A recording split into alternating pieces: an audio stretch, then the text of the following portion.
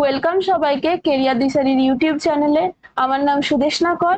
আজকে তাহলে আমরা এই জেনপাসিজি 2024-এর এমসিকিউ প্র্যাকটিসের একটা গুরুত্বপূর্ণ চ্যাপ্টার নিয়ে এমসিকিউ আলোচনা করব, যেটা হচ্ছে দেহ তরল এবং সংবহন। এই চ্যাপ্টারের মধ্যে আমরা যে যে বিষয়গুলো আলোচনা করব, প্রথমেই হচ্ছে ব্লাড এবং বিভিন্ন যে আরো বডি ফ্লুইডস আছে সেই রিলেটেড কোয়েশ্চেন গুলো।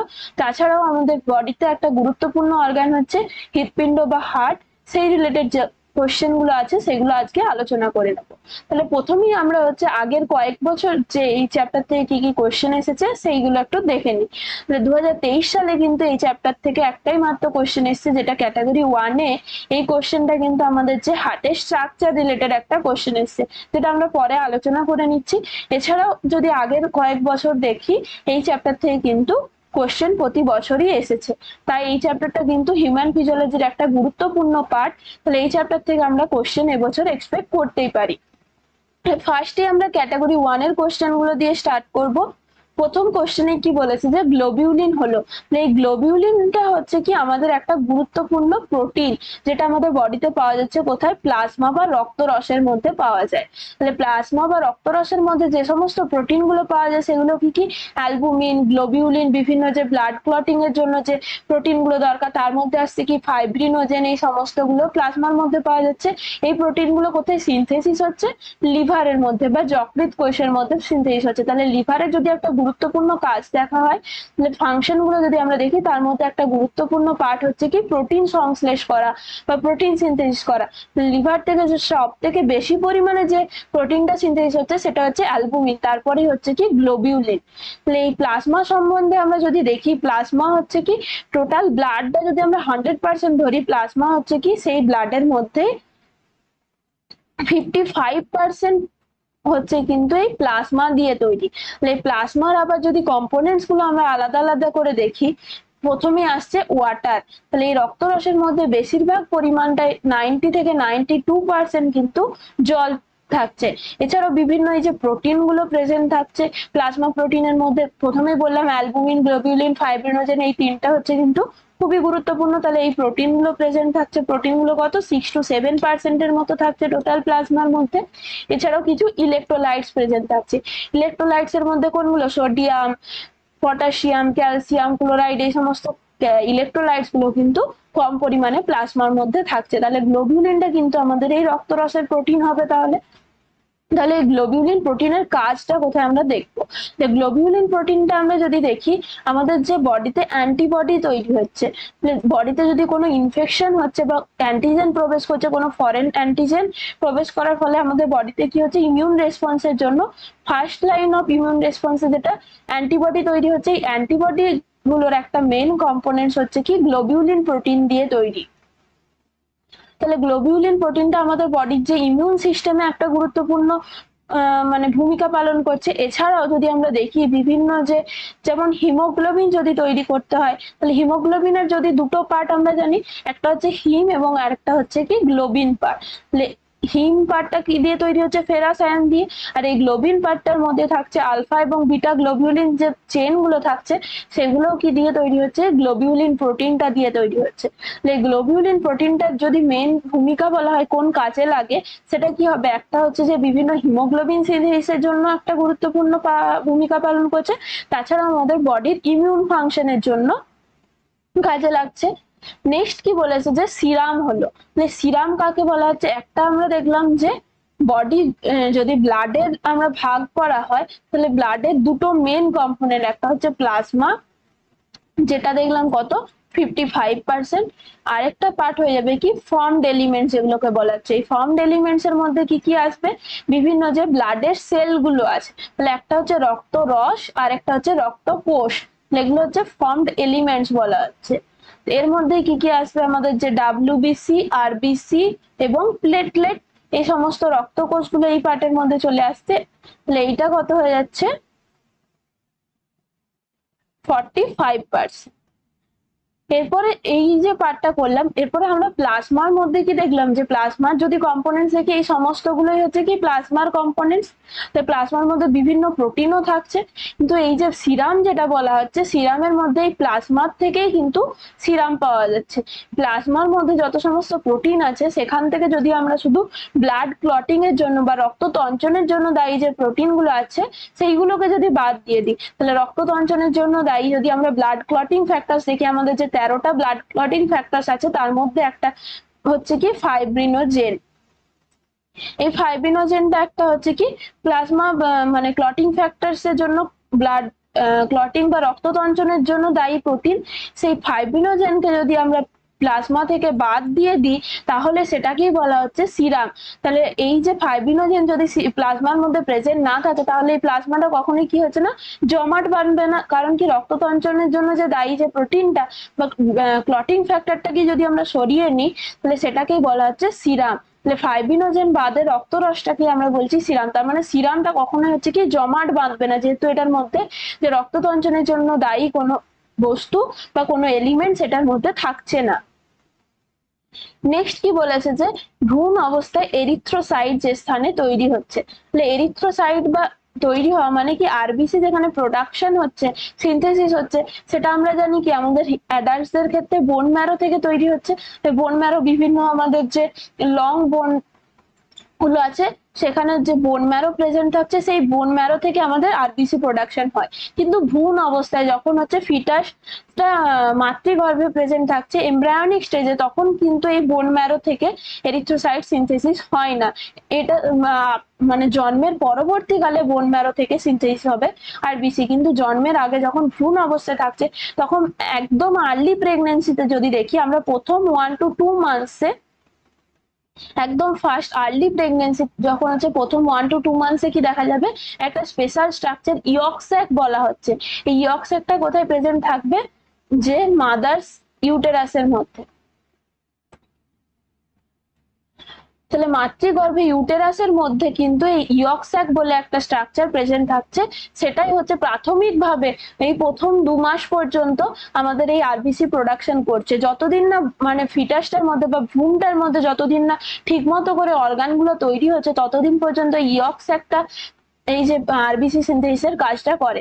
কিন্তু যখন আমরা দেখছি ফার্স্ট ট্রাইমেস্টার মানে 3 মান্থস মোটামুটি ভ্রূণটার বয়স হয়ে গেছে, সেই টাইমে কি দেখা যাচ্ছে বিভিন্ন অর্গানগুলো তৈরি হয়ে যাচ্ছে অলরেডি, লিভার স্প্লিন এই সমস্তগুলো যখন তৈরি হয়ে যাচ্ছে, মানে কি যকৃৎ প্লীহা আস্তে আস্তে হচ্ছে কি প্রথম 1-2 মাসে, 1 মাসের শেষের দিকে কিন্তু আমাদের কি দেখা যাচ্ছে ভ্রূণের যদি আমরা এমব্রায়োনিক ডেভেলপমেন্ট স্টেজ দেখি সেক্ষেত্রে 1 মান্থের শেষে শুধুমাত্র কি হচ্ছে হার্টটা তৈরি হয়ে যায় বা হৃৎপিণ্ড গঠন হয়ে যায়। তো বাকি সমস্ত যে অর্গানগুলো আছে সেগুলো আস্তে আস্তে মোটামুটি এই 3 মাসের মধ্যে এগুলো কমপ্লিটলি তৈরি হয়ে যাচ্ছে। তাহলে যখন লিভার এবং স্প্লিন ফাংশন করছে তখন কিন্তু এই ইয়ক স্যাকের পরিবর্তে কি হবে যকৃৎ এবং প্লীহা থেকে আমাদের আরবিসি প্রোডাকশনটা হয়। এরপরে যখনই হচ্ছে কিনা যে ডেলিভারি হয়ে যাওয়ার পরে ইনফ্যান্টসদের ক্ষেত্রে আস্তে আস্তে যত হচ্ছে আমাদের বোন ডেভেলপমেন্ট হচ্ছে তখন কি হচ্ছে এই যে লং বোনের যে স্যাপ্টের মধ্যে মানে লং বোনের মাঝখানের যে অংশটার মধ্যে কি থাকছে বোন ম্যারো, সেইখান থেকে আমাদের আরবিসি তৈরি হবে। আরবিসি ছাড়াও বিভিন্ন যে ব্লাডের সেলগুলো আছে আরবিসি, ডাব্লিউবিসি, প্লেটলেট সমস্ত কিছু কি হচ্ছে বোন ম্যারো থেকে তৈরি হচ্ছে। নেক্সট কি বলেছে যে স্তন্যপায়ীর ক্ষেত্রে যে আরবিসি গুলি নিউক্লিয়াস বিহীন হওয়ার কারণ কি। তাহলে আরবিসি গুলি নিউক্লিয়াস বিহীন হচ্ছে কারণ কি, আরবিসি যদি আমরা স্ট্রাকচার দেখি আরবিসি এরকম হচ্ছে দ্বি অবতল স্ট্রাকচার দেখা যায়, বাই কনকেভ স্ট্রাকচার বলা হয়। দুদিকটাই কি হচ্ছে এরকম অবতল স্ট্রাকচার দেখা যায়। তাহলে এই বাইকনকেভ স্ট্রাকচার এবং হিমোগ্লোবিনের পরিমাণটা অনেক বেশি পরিমাণে থাকে। তাহলে আরবিসির মধ্যে হিমোগ্লোবিন থাকছে, তাহলে যদি আরবিসির মধ্যে কি থাকছে হিমোগ্লোবিনের হিম পার্টটা থাকছে, গ্লোবিউলিন চেন গুলো থাকছে, আলফা বিটা গ্লোবিউলিন চেন। তাহলে এই হিমোগ্লোবিন গুলোই কি হচ্ছে আরবিসির মাধ্যমে আমরা কি জানি বডিতে অক্সিজেন সরবরাহ করছে। অক্সিজেন সরবরাহ কিসের মাধ্যমে করছে, হিমোগ্লোবিন। একটা হিমোগ্লোবিনের সাথে কি হতে পারে 4 মলিকুলস অফ অক্সিজেন যুক্ত হতে পারে। তাহলে এই যে 4টে অক্সিজেনকে বাইন্ড করে নিয়ে যাচ্ছে একটা হিমোগ্লোবিন, তাহলে এরকম আরবিসির মধ্যে অসংখ্য হিমোগ্লোবিন থাকছে, তাহলে সেইগুলো হচ্ছে আমাদের বডিতে যে অক্সিজেনের ট্রান্সপোর্টে হেল্প করছে। অক্সিজেন বিভিন্ন, তারপর আবার যখন আমাদের টিস্যু থেকে কার্বন ডাইঅক্সাইডকে যখন লাংসের মাধ্যমে বাইরে বার করতে হবে এক্সপিরেশনের জন্য, সেক্ষেত্রেও হেল্প করবে। তাহলে এই যে মেন ভূমিকার জন্য আরবিসির মধ্যে কি থাকছে, হিমোগ্লোবিন প্রচুর পরিমাণে থাকছে। তাহলে এই যে আরবিসির সাইজটা যেহেতু অনেক ছোট সাইজ, যেখানে এত হিমোগ্লোবিনকে এখানে রাখার জন্য কিন্তু নিউক্লিয়াস এক্ষেত্রে থাকে না। তাই আরবিসির ক্ষেত্রে যেহেতু নিউক্লিয়াস থাকে না, আরবিসি সেল কখনোই কি করবে না, ডিভাইড করবে না, ডিভিশন করতে পারবে না। তাহলে আরবিসি সেল কি করবে না, নেভার ডিভাইড। তাহলে আরবিসি সেলগুলো কি হচ্ছে যে এরিথ্রোসাইটস মানে এরিথ্রোপোয়েটিক যে সেলগুলো আছে, এরিথ্রোপোয়েটিক স্টেম সেলগুলোর থেকে আরবিসি তৈরি হচ্ছে বোন ম্যারো থেকে। তার লাইফ টাইমটা হচ্ছে কত, 120 ডেজ এর মতো। দিয়ে আরবিসি গুলো আবার কি হয়ে যাবে, নষ্ট হয়ে যাবে। সেটা যে কোথায়, স্প্লিনের মধ্যে জমা হচ্ছে। কিন্তু কখনোই হচ্ছে কি আরবিসি গুলো ডিভাইড করে আবার নতুন করে আরবিসি তৈরি করছে না, কারণ এগুলোর মধ্যে কি থাকছে না, নিউক্লিয়াস প্রেজেন্ট থাকছে না। এর মেন কারণ কি হবে, একটা হচ্ছে স্ট্রাকচারের জন্য, এই যে দ্বি অবতল স্ট্রাকচার হচ্ছে, এবং আরবিসি কি করতে পারে না, যে ব্লাড ভেসেলের মধ্যে, ন্যারো ব্লাড ভেসেলের মধ্যে ট্রান্সপোর্ট হচ্ছে, সেই অনুযায়ী তার সাইজটাকে চেঞ্জ করতে হয়। সেটার জন্য এছাড়াও হচ্ছে কিনা, যেহেতু সাইজটা ছোট, সেখানের মধ্যে হিমোগ্লোবিনের পরিমাণটা অনেকটা থাকছে।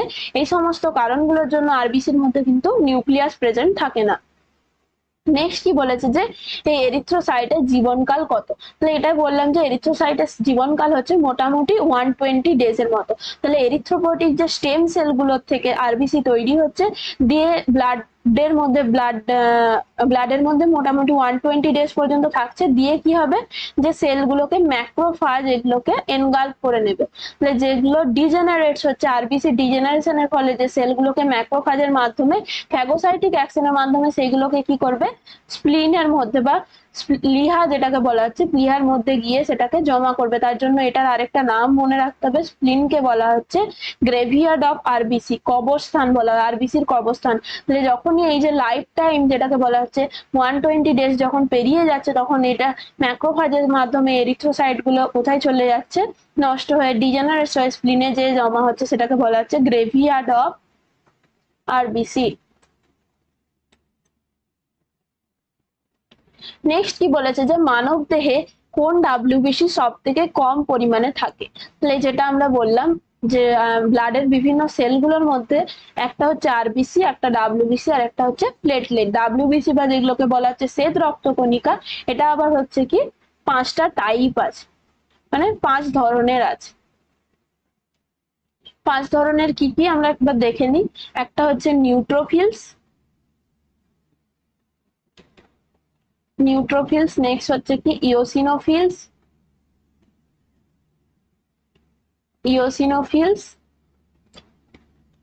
বেসোফিল, নেক্সট হচ্ছে কি আমাদের লিম্ফোসাইটস এবং মোনোসাইটস। এই 5 ধরনের আমরা শ্বেত রক্তকণিকা দেখতে পাই। তাহলে এইগুলোকে আবার দুটো ভাগে ভাগ করা হয়। এই যে প্রথম 3টে, এগুলোকে বলা হচ্ছে কি গ্র্যানিউলোসাইটস বা দানাদার। কারণ কি, এদের সাইটোপ্লাজমের মধ্যে কি থাকছে, বিভিন্ন এই যে গ্র্যানুয়ালস গুলো প্রেজেন্ট থাকছে, বা দানাদার সাইটোপ্লাজম প্রেজেন্ট থাকে এই সমস্ত গুলোর ক্ষেত্রে, নিউট্রোফিলস, ইওসিনোফিলস এবং বেসোফিলস। আর লিম্ফোসাইট এবং মোনোসাইটস গুলোকে বলা হচ্ছে এক গ্র্যানুলোসাইটস, কারণ এদের ক্ষেত্রে যে সাইটোপ্লাজমের মধ্যে কোনো গ্র্যানুল প্রেজেন্ট থাকে না, এক গ্র্যানুলোসাইটস। তাহলে এইভাবে ভাগ করা হচ্ছে। নিউট্রোফিলসে যদি আমরা টোটাল ডাব্লিউবিসি কে ধরছি 100% যদি ধরা হয়, তাহলে নিউট্রোফিলস এর পরিমাণটা সব থেকে বেশি পরিমাণে। তাহলে যদি এখানে বলেছে কম সংখ্যা, যদি বলতো কোন ডাব্লিউবিসি সব থেকে বেশি সংখ্যায় থাকে, মোটামুটি হচ্ছে 60 to 65% হচ্ছে নিউট্রোফিলস। এবং নিউট্রোফিলস এর কাজ হচ্ছে কি, আমাদের বডিতে বিভিন্ন ইমিউন রেসপন্স, ইনফেকশনের বিরুদ্ধে কাজ করছে কি নিউট্রোফিলস সেলগুলো। এছাড়া হচ্ছে ইওসিনোফিল, এই ইওসিনোফিলটা আমাদের বডিতে কি ইনফেকশন এবং অ্যালার্জিক রিঅ্যাকশনের ক্ষেত্রে ইওসিনোফিলের পরিমাণটা তখন কিন্তু বেড়ে যায়। তাহলে এটার পরিমাণটাও মোটামুটি হচ্ছে কত, এই 6 to 8% এর মতো। নেক্সট হচ্ছে বেসোফিল, যেটা হচ্ছে সব থেকে কম সংখ্যায় থাকে, 0.5 থেকে মোটামুটি 1% মতো এরকম পরিমাণে থাকছে। এছাড়াও এই যে লিম্ফোসাইট, মোনোসাইটস, এগুলো কম পড়ে। লিম্ফোসাইটটাও মোটামুটি 6 to 8% থাকছে, আর মোনোসাইট এগুলো হচ্ছে 2 to 3%। এরকম পরিমাণে থাকে। তাহলে এই যে এইগুলো প্রত্যেকটার ফাংশন আমাদেরকে একবার জেনে নিতে হবে। তাহলে নিউট্রোফিলসটা আমরা কি দেখলাম, বডির যে ইমিউন রেসপন্সের ক্ষেত্রে একটা কাজে লাগছে। আর এই যে লিম্ফোসাইটস এবং মোনোসাইটস, এই দুটো হচ্ছে আমাদের ফ্যাগোসাইটিক এফেক্টস আছে। মানে কি লিম্ফোসাইটস গুলো যে বি লিম্ফোসাইট টি লিম্ফোসাইট দুটো প্রকারের। তাহলে আমাদের বডিতে যে ইমিউন রেসপন্স মানে অ্যান্টিবডি মানে হিউমারাল ইমিউন রেসপন্স এবং সেল মিডিয়েটেড ইমিউন রেসপন্স সমস্ত কিছুতে কি আছে, এই যে লিম্ফোসাইটস গুলো কাজ করছে। এবং মোনোসাইটস যে বিভিন্ন যেগুলো আমাদের ফরেন পার্টিকেলস বা ফরেন কোনো যদি বডিতে প্রবেশ করেছে সেগুলোকে ধ্বংস করছে কি মোনোসাইটস, এবং এই মোনোসাইটস গুলো পরবর্তীতে সেলুলার লেভেলে গিয়ে সেগুলো কি হচ্ছে ম্যাক্রোফাজে পরিবর্তিত হয়। তাহলে ম্যাক্রোফাজ আর কিছুই না, পরিবর্তিত মোনোসাইটস। তাহলে এই দুটো হচ্ছে ফ্যাগোসাইটিক এফেক্টস আনছে বডিতে। বেসোফিল থেকে কি হবে, হিস্টামিন সেরোটোনিন বিভিন্ন এগুলো সিক্রেশনে কাজে লাগছে। এগুলো কখন বডিতে আমাদের যে হিস্টামিন সেরোটোনিন এগুলো কোনো জায়গাতে ক্ষতস্থানে ইনফ্লামেশন তৈরি হচ্ছে, সেই সমস্ত জায়গায় তখন বেসোফিল থেকে কি তৈরি হবে, এই যে সে মানে কি বলবো আমরা, যে হেপারিন বিভিন্ন হিস্টামিন সেরোটোনিন এগুলো সিক্রেশন করতে সাহায্য করে। তাহলে মেন যে ডাব্লিউবিসি বা শ্বেত রক্তকণিকার পুরোপুরি ভূমিকাটা আমাদের বডির একটা মেন হচ্ছে পার্ট হচ্ছে কি ইনফেকশন প্রতিরোধে এবং বডির যে ইমিউন সিস্টেম বা অনাক্রম্যতায় সমস্ত যতগুলো ডাব্লিউবিসি আছে কম বেশি পরিমাণে কিন্তু হেল্প করে। তাহলে কম সংখ্যায় কোনটা থাকছে, বেসোফিল রক্তকণিকা। নেক্সট কি বলেছে, লিউকোপেনিয়া কাকে বলে। এই লিউকোপেনিয়া অবস্থা, তাহলে আমাদের যে নর্মাল যদি আমরা ডাব্লিউবিসি দেখি, ব্লাডের মধ্যে যদি ব্লাড টেস্ট করা হচ্ছে তখন দেখা যাচ্ছে ডাব্লিউবিসির আমাদের নর্মাল একটা রেঞ্জ হচ্ছে মোটামুটি এই 5000 থেকে 11000 সেলস পার এমএম কিউব। এটা হচ্ছে আমাদের নর্মাল রেঞ্জ।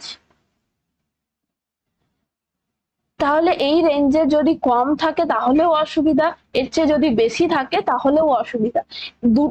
দুটো আলাদা আলাদা কন্ডিশন বলা হচ্ছে। তাহলে ডাব্লিউবিসির পরিমাণ যদি আমাদের বডিতে কমে যায় তখন কি হচ্ছে, বডির যে এই যে ইনফেকশন প্রতিরোধ বা ইমিউন সিস্টেমটা ঠিক মতো করে কাজ করতে পারবে না, তখন সেই কন্ডিশনটাকে বলা হচ্ছে লিউকোপেনিয়া। পেনিয়া কথার অর্থই হচ্ছে কি কমে যাওয়া। তাহলে 5000-এর চেয়ে যদি আমাদের টোটাল যে লিউকোসাইট কাউন্ট যেটাকে বলা হচ্ছে সেটা যদি 5000-এর চেয়ে কম হয়ে যায় তখন সেই কন্ডিশনটাকে বলা হচ্ছে লিউকোপেনিয়া। আর যদি এটা 11000 বা 11000-এর চেয়ে বেশি হয়ে যায় তখন সেটাকে বলা হবে লিউকোসাইটোসিস। তাহলে লিউকোসাইটোসিস মানে কি, সাইটোসিস কথার অর্থ হচ্ছে বেড়ে যাওয়া। তাহলে যে কোনো কিছুর সাথে যদি পেনিয়া থাকে মানে সেটা হচ্ছে কি কমে যাওয়া, তার যে নর্মাল লিমিট বা নর্মাল রেঞ্জ সেখান থেকে সেটা কমে যাচ্ছে। এবং সাইটোসিস কথার অর্থ হচ্ছে কি বেড়ে যাওয়া। নেক্সট কি বলেছে, যে রক্ত তঞ্চনের জন্য প্রয়োজনীয়। তাহলে রক্ত তঞ্চনের জন্য টোটাল আমাদের ব্লাড ক্লটিং ফ্যাক্টর হচ্ছে কত, 13টা ব্লাড ক্লটিং ফ্যাক্টর আছে। তার মধ্যে গুরুত্বপূর্ণ ফ্যাক্টর কি কি হয়ে যাচ্ছে, একটা ক্যালসিয়াম আয়ন, এবং ক্যালসিয়াম এটা 2+ হবে, এবং থ্রোম্বোপ্লাস্টিন। তাহলে ক্যালসিয়াম এটা মনে রাখতে হবে কত, এটা হচ্ছে ফ্যাক্টর নাম্বার 4। তাহলে ক্যালসিয়াম 2+, Ca2+টা হচ্ছে ফ্যাক্টর 4। তাহলে কয়েকটা আমাদের গুরুত্বপূর্ণ যেগুলো সেগুলো মনে রাখতে হবে 13টার মধ্যে। যেমন ক্যালসিয়াম মানে হচ্ছে সেটা হচ্ছে ফ্যাক্টর 4।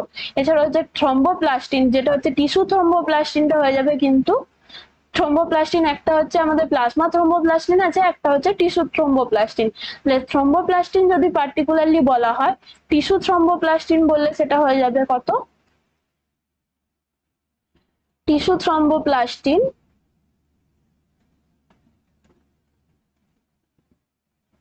থ্রোম্বোপ্লাস্টিন মানে সেটা হচ্ছে ফ্যাক্টর 3। এবং যেটা হচ্ছে প্লাজমা থ্রোম্বোপ্লাস্টিন সেটা হচ্ছে কি থ্রোম্বোপ্লাস্টিন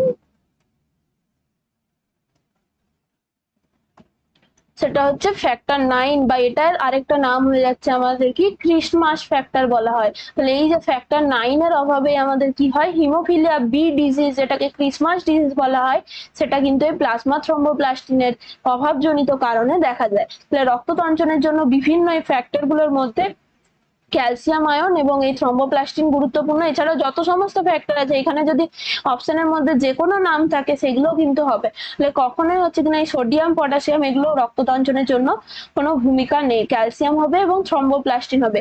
এছাড়াও প্লাজমা থ্রোম্বোপ্লাস্টিন অ্যান্টিসিপেন্ট বলে একটা ফ্যাক্টর আছে যেটা হচ্ছে কত, ফ্যাক্টর 11। নেক্সট আমরা কোশ্চেন দেখে নিই, কি বলেছে যে ব্লাড ব্যাংকে দাতার রক্ত সঞ্চিত না হওয়ার জন্য কোন রাসায়নিক পদার্থ ব্যবহার করা হয়। তাহলে আমরা যে ব্লাড ডোনেট করা হচ্ছে, ব্লাড ডোনেট করার পরে হচ্ছে কিনা সেটাকে কি একটা প্লাস্টিকের ব্যাগের মধ্যে কালেক্ট করা হচ্ছে, এগুলো ব্লাড ব্যাংকের মধ্যে সঞ্চয় করে রাখা হচ্ছে। তাহলে এই ব্লাড ব্যাংকে ব্লাড গুলো নেওয়া হচ্ছে। তাহলে ব্লাড যদি আমাদের বাইরে থাকে, তাহলে বাতাসের মধ্যে থাকে, মোটামুটি আমাদের কত ক্লটিং টাইম 2 to 3 মিনিটসের মধ্যে সেটা জমাট বেঁধে যাবে। তাহলে সেটা যাতে জমাট না বাঁধে, তাহলে ব্লাড ব্যাংকে সেই যে ব্লাডটা কালেক্ট করেছে সেটা পরবর্তীতে আবার কোনো না কোনো পেশেন্টে যাদের ক্ষেত্রে ব্লাড বডিতে দিতে হবে সেক্ষেত্রে কাজে লাগানো হচ্ছে। যদি রক্তটা তঞ্চিত হয়ে যায়, সেটা আমাদের সেই রক্তটা নষ্ট হয়ে যাচ্ছে, আমরা কাজে লাগাতে পারবো না। তার জন্য কি হচ্ছে, বিভিন্ন রাসায়নিক পদার্থ ইউজ করা হচ্ছে, যে ব্যাগটার মধ্যে ব্লাডটা কালেক্ট করা হচ্ছে সেই ব্যাগটার মধ্যে এই রাসায়নিক পদার্থগুলো দেওয়া থাকছে যাতে ব্লাডটা ক্লট না হয়ে যায়। এই ধরনের রাসায়নিক পদার্থের নাম হচ্ছে কি সোডিয়াম সাইট্রেট হবে একটা, আরেকটা হবে কি সোডিয়াম অক্সালেট। এগুলোই মেনলি ইউজ করা হচ্ছে আমাদের রাসায়নিক পদার্থ হিসেবে, সোডিয়াম অক্সালেট। এছাড়া আমাদের বডিতে, তাহলে আমাদের এখানে একটা কোশ্চেন আসতে পারে যে আমাদের যে ব্লাড ভেসেলের মধ্যে তো মানে রক্ত পরিবাহিত হচ্ছে বডির মধ্যে, তাহলে সেটা কখনো জমাট বেঁধে যাচ্ছে না কেন? সেটা জমাট বাঁধছে না তার কারণ কি, আমাদের বডিতে ন্যাচারালি এই যে রক্ততঞ্চক পদার্থ প্রেজেন্ট আছে যেটা হচ্ছে হেপারিন। এই হেপারিনটা আমাদের বডিতে নর্মালি আমাদের ব্লাডের মধ্যে প্রেজেন্ট থাকছে। তাহলে মানে ব্লাডের মধ্যে যখন শরীরের মধ্যে বিভিন্ন ভেন বা আর্টারির মাধ্যমে যখন ব্লাড ট্রান্সপোর্ট হচ্ছে, তখন হচ্ছে সেটা ক্লট হয়ে যাওয়ার কথা, কেন হচ্ছে না? কারণ ন্যাচারাল অ্যান্টিকোয়াগুলেন্ট যেগুলো হচ্ছে ক্লটিং ফ্যাক্টরস এর বিরুদ্ধে কাজ করছে, সেরকম হচ্ছে কি আমাদের ব্লাডের মধ্যে ন্যাচারালি প্রেজেন্ট থাকছে যেটা হচ্ছে হেপারিন। এছাড়াও বিভিন্ন এই যে রাসায়নিক পদার্থগুলো যেগুলো কৃত্রিম ভাবে ব্যবহার করা হচ্ছে ব্লাড ব্যাংকে, সেটার মধ্যে দুটো মনে রাখতে হবে আমাদের, একটা হচ্ছে সোডিয়াম সাইট্রেট আর একটা হচ্ছে সোডিয়াম অক্সালেট। নেক্সট কি বলেছে যে কোন রক্তের কোন ফ্যাক্টরের অনুপস্থিতিতে হিমোফিলিয়া এ রোগটা হয়। তাহলে হিমোফিলিয়া বি দেখলাম আমরা কি ফ্যাক্টর 9 এর অভাবে হচ্ছিল, যেটা হচ্ছে টিস্যু থ্রম্বোপ্লাস্টিন। এবং হিমোফিলিয়া এটা হবে কি ফ্যাক্টর 8 এর অভাবে। এই ফ্যাক্টর 8টা কি বলা হচ্ছে অ্যান্টি হিমোফিলিক ফ্যাক্টর বলা হয়, অ্যান্টি হিমোফিলিক ফ্যাক্টর। তাহলে এই ফ্যাক্টরটা যদি আমাদের ব্লাডের মধ্যে প্রেজেন্ট থাকে, তাহলে সেটা কি করবে, হিমোফিলিয়াটাকে বাধা দেবে। তো এটা একটা জেনেটিক্যাল ডিসঅর্ডার, তাহলে অ্যান্টি হিমোফিলিক ফ্যাক্টর বলা হচ্ছে। তাহলে এই যে জিনটা আমাদের এই ফ্যাক্টর 8টা তৈরি করছে, সেই জিনটার কোনো কারণে যদি মিউটেশন হয়ে যায়, সেক্ষেত্রে এই হিমোফিলিয়া রোগটা দেখা যাচ্ছে। তখন ওই ফ্যাক্টর 8টা সিনথেসিস করতে পারছে না ব্লাডের মধ্যে। হিমোফিলিয়ার ফলে কি দেখা যাচ্ছে, কোনো জায়গায় হয়তো কেটে গেল, সেই জায়গা থেকে কিন্তু কখনো হচ্ছে ব্লিডিং স্টপ হচ্ছে না, অনবরত ব্লিডিং হতে থাকছে। এই ধরনের যে জেনেটিক্যাল ডিসঅর্ডার, হিমোফিলিয়া দুটো টাইপ দেখলাম, একটা হচ্ছে হিমোফিলিয়া এ, একটা হচ্ছে হিমোফিলিয়া বি। নেক্সট কি বলেছে যে ও শ্রেণীর রক্তে থাকে। তাহলে মেইন আমরা যদি এবিও রক্ত যেটা শ্রেণী বিভাগ করা হচ্ছে এবিও, তার মধ্যে কি কি থাকবে, চারটে যে ব্লাড গ্রুপ, একটা হচ্ছে এ, একটা বি, একটা হচ্ছে এবি এবং ও। এই যে রক্ত শ্রেণীগুলো আছে এর মধ্যে বিভিন্ন ক্ষেত্রে হচ্ছে কি, কারোর ক্ষেত্রে অ্যান্টিজেন প্রেজেন্ট থাকবে, কারোর ক্ষেত্রে অ্যান্টিবডি প্রেজেন্ট থাকবে, কারোর ক্ষেত্রে দুটোই প্রেজেন্ট থাকতে পারে। এরকম যদি আমরা ভাগ করি, তাহলে এটা একটা ধরলাম টাইপ, এটা হচ্ছে অ্যান্টিজেন কি প্রেজেন্ট আছে, এটাতে হচ্ছে অ্যান্টিবডি কি প্রেজেন্ট আছে। তাহলে যদি দেখা হয়, এটা হচ্ছে ব্লাড গ্রুপ, এটা হচ্ছে অ্যান্টিজেন, এটা হচ্ছে কি অ্যান্টিবডি। তাহলে ব্লাড গ্রুপ যদি আমরা ধরলাম এ হয়, তাহলে সেক্ষেত্রে এ নামকরণ করানো হয়েছে, তার মধ্যে আরবিসির মধ্যে আরবিসির যে সারফেসের মধ্যে কিছু অ্যান্টিজেন প্রেজেন্ট থাকবে, আরবিসি সারফেস অ্যান্টিজেন বলা হচ্ছে এগুলোকে। সেই অ্যান্টিজেন হচ্ছে কি এ ব্লাড গ্রুপের ক্ষেত্রে এ সারফেস অ্যান্টিজেন থাকবে, এবং অ্যান্টিবডি হিসেবে কি থাকবে, এ হলে তার উল্টো অ্যান্টিবডিটা থাকবে, মানে কি অ্যান্টি বি অ্যান্টিবডি থাকবে। তাহলে যদি এ অ্যান্টিজেন প্রেজেন্ট থাকে, তাহলে তার বিরুদ্ধে হচ্ছে বি অ্যান্টিজেনের বিরুদ্ধে অ্যান্টিবডিটা এটার ক্ষেত্রে প্রেজেন্ট থাকবে। তাহলে বি অ্যান্টিজেনটা এই ক্ষেত্রে কাজ করছে না, যেহেতু অ্যান্টিবডি বি প্রেজেন্ট থাকছে। অপরপক্ষে বি এর ক্ষেত্রে কি দেখা যাবে, অ্যান্টিজেন হিসেবে বি অ্যান্টিজেন প্রেজেন্ট থাকছে, এবং অ্যান্টিবডি হিসেবে কি থাকবে, যেহেতু এখানে এ প্রেজেন্ট নেই অ্যান্টিজেন হিসেবে, তাই অ্যান্টিজেনের বিরুদ্ধে এ অ্যান্টিজেনের বিরুদ্ধে কি থাকবে, অ্যান্টি এ অ্যান্টিবডি থাকবে। এরপরে হচ্ছে এবি যদি দেখা হয়, এবির ক্ষেত্রে কি থাকছে, এ এবং বি দুটো অ্যান্টিজেনই থাকছে কিন্তু কোনো অ্যান্টিবডি প্রেজেন্ট থাকছে না বডিতে। এবং তাহলে ও যদি দেখা হয় তাহলে কোনো অ্যান্টিজেন প্রেজেন্ট থাকছে না, মানে কি আরবিসি সারফেসের মধ্যে কোনো অ্যান্টিজেন প্রেজেন্ট থাকবে না, কিন্তু অ্যান্টিবডি হিসেবে অ্যান্টি এ এবং অ্যান্টি বি দুটো অ্যান্টিবডি প্রেজেন্ট থাকছে। এই ধরনের এইভাবে ভাগ করে নিলে আমাদের মনে রাখতে সুবিধা হবে। তাহলে যেহেতু দুটো অ্যান্টিজেনই প্রেজেন্ট থাকবে তার বিরুদ্ধে কখনোই অ্যান্টিবডি থাকবে না, কারণ যদি এখানে এ এবং বি, যার ব্লাড গ্রুপ হচ্ছে এ বি, তার বডিতে এ এবং বি দুটো অ্যান্টিজেনই থাকছে, তার বিরুদ্ধে যদি অ্যান্টিবডি প্রেজেন্ট থাকতো তাহলে কি হতো, সেগুলো এই অ্যান্টিজেন গুলোকে নষ্ট করে দিত। তাহলে আমাদের ব্লাডে বিভিন্ন যে ডিসঅর্ডার দেখা যেত, যদি বডিতে নিজস্ব অ্যান্টিবডি অ্যান্টিজেনের বিরুদ্ধে কাজ করেছে সেই সমস্ত ডিজিজকে আমরা কি বলি, অটো ইমিউন ডিজিজ। তাহলে এক্ষেত্রে আমাদের ব্লাডের ফাংশনিং ঠিকঠাক হতো না, তার জন্যই কি দেখা যাচ্ছে এই ধরনের যে ক্যারেক্টারিস্টিক্স। আবার যদি ও ব্লাড গ্রুপের ক্ষেত্রে দেখি, সেক্ষেত্রে যেহেতু কোনো অ্যান্টিজেন প্রেজেন্ট থাকছে না, তাই আমাদের বডিতে দুটো অ্যান্টিবডি একসাথে প্রেজেন্ট থাকতে পারছে। তাহলে যে কোনো অ্যান্টিবডি, অ্যান্টিবডি একাধিক থাকতে পারে কিন্তু একসাথে হচ্ছে কি দুটো অ্যান্টিজেনও প্রেজেন্ট থাকছে, কিন্তু তার বিরুদ্ধে যেহেতু অ্যান্টিবডি থাকছে না তাই কাজ করতে পারছে। এখানে যেহেতু বডিতে কোনো অ্যান্টিবডি নেই, তাই দুটো অ্যান্টিবডি একসাথে থাকলেও কোনো অসুবিধা নেই। এক্ষেত্রে কি দেখা যাচ্ছে, ও রক্ত শ্রেণীর ব্লাড গ্রুপের ক্ষেত্রে কি দেখা যাবে, অ্যান্টিজেন নেই কিন্তু অ্যান্টিবডি এ এবং বি দুটোই থাকবে। এগুলোকে বড় হাতেরই লেখা হয়, এখানে একটু টাইপিং মিস্টেক আছে। এই কোশ্চেনে কি বলেছে যে এরিথ্রোব্লাস্টোসিস ফিটালিস ঘটে। এরিথ্রোব্লাস্টোসিস ফিটালিস কখন দেখা যাচ্ছে, যদি একজন মহিলার ক্ষেত্রে তার ব্লাড গ্রুপ হয় আরএইচ নেগেটিভ টাইপের। একটা আমরা টাইপ দেখলাম কি এবিও ব্লাড গ্রুপিং, আরেকটা হচ্ছে আরএইচ ব্লাড গ্রুপিং। তাহলে আরএইচ ব্লাড গ্রুপিং এ কি হচ্ছে, আরএইচ পজিটিভ এবং আরএইচ নেগেটিভ হচ্ছে।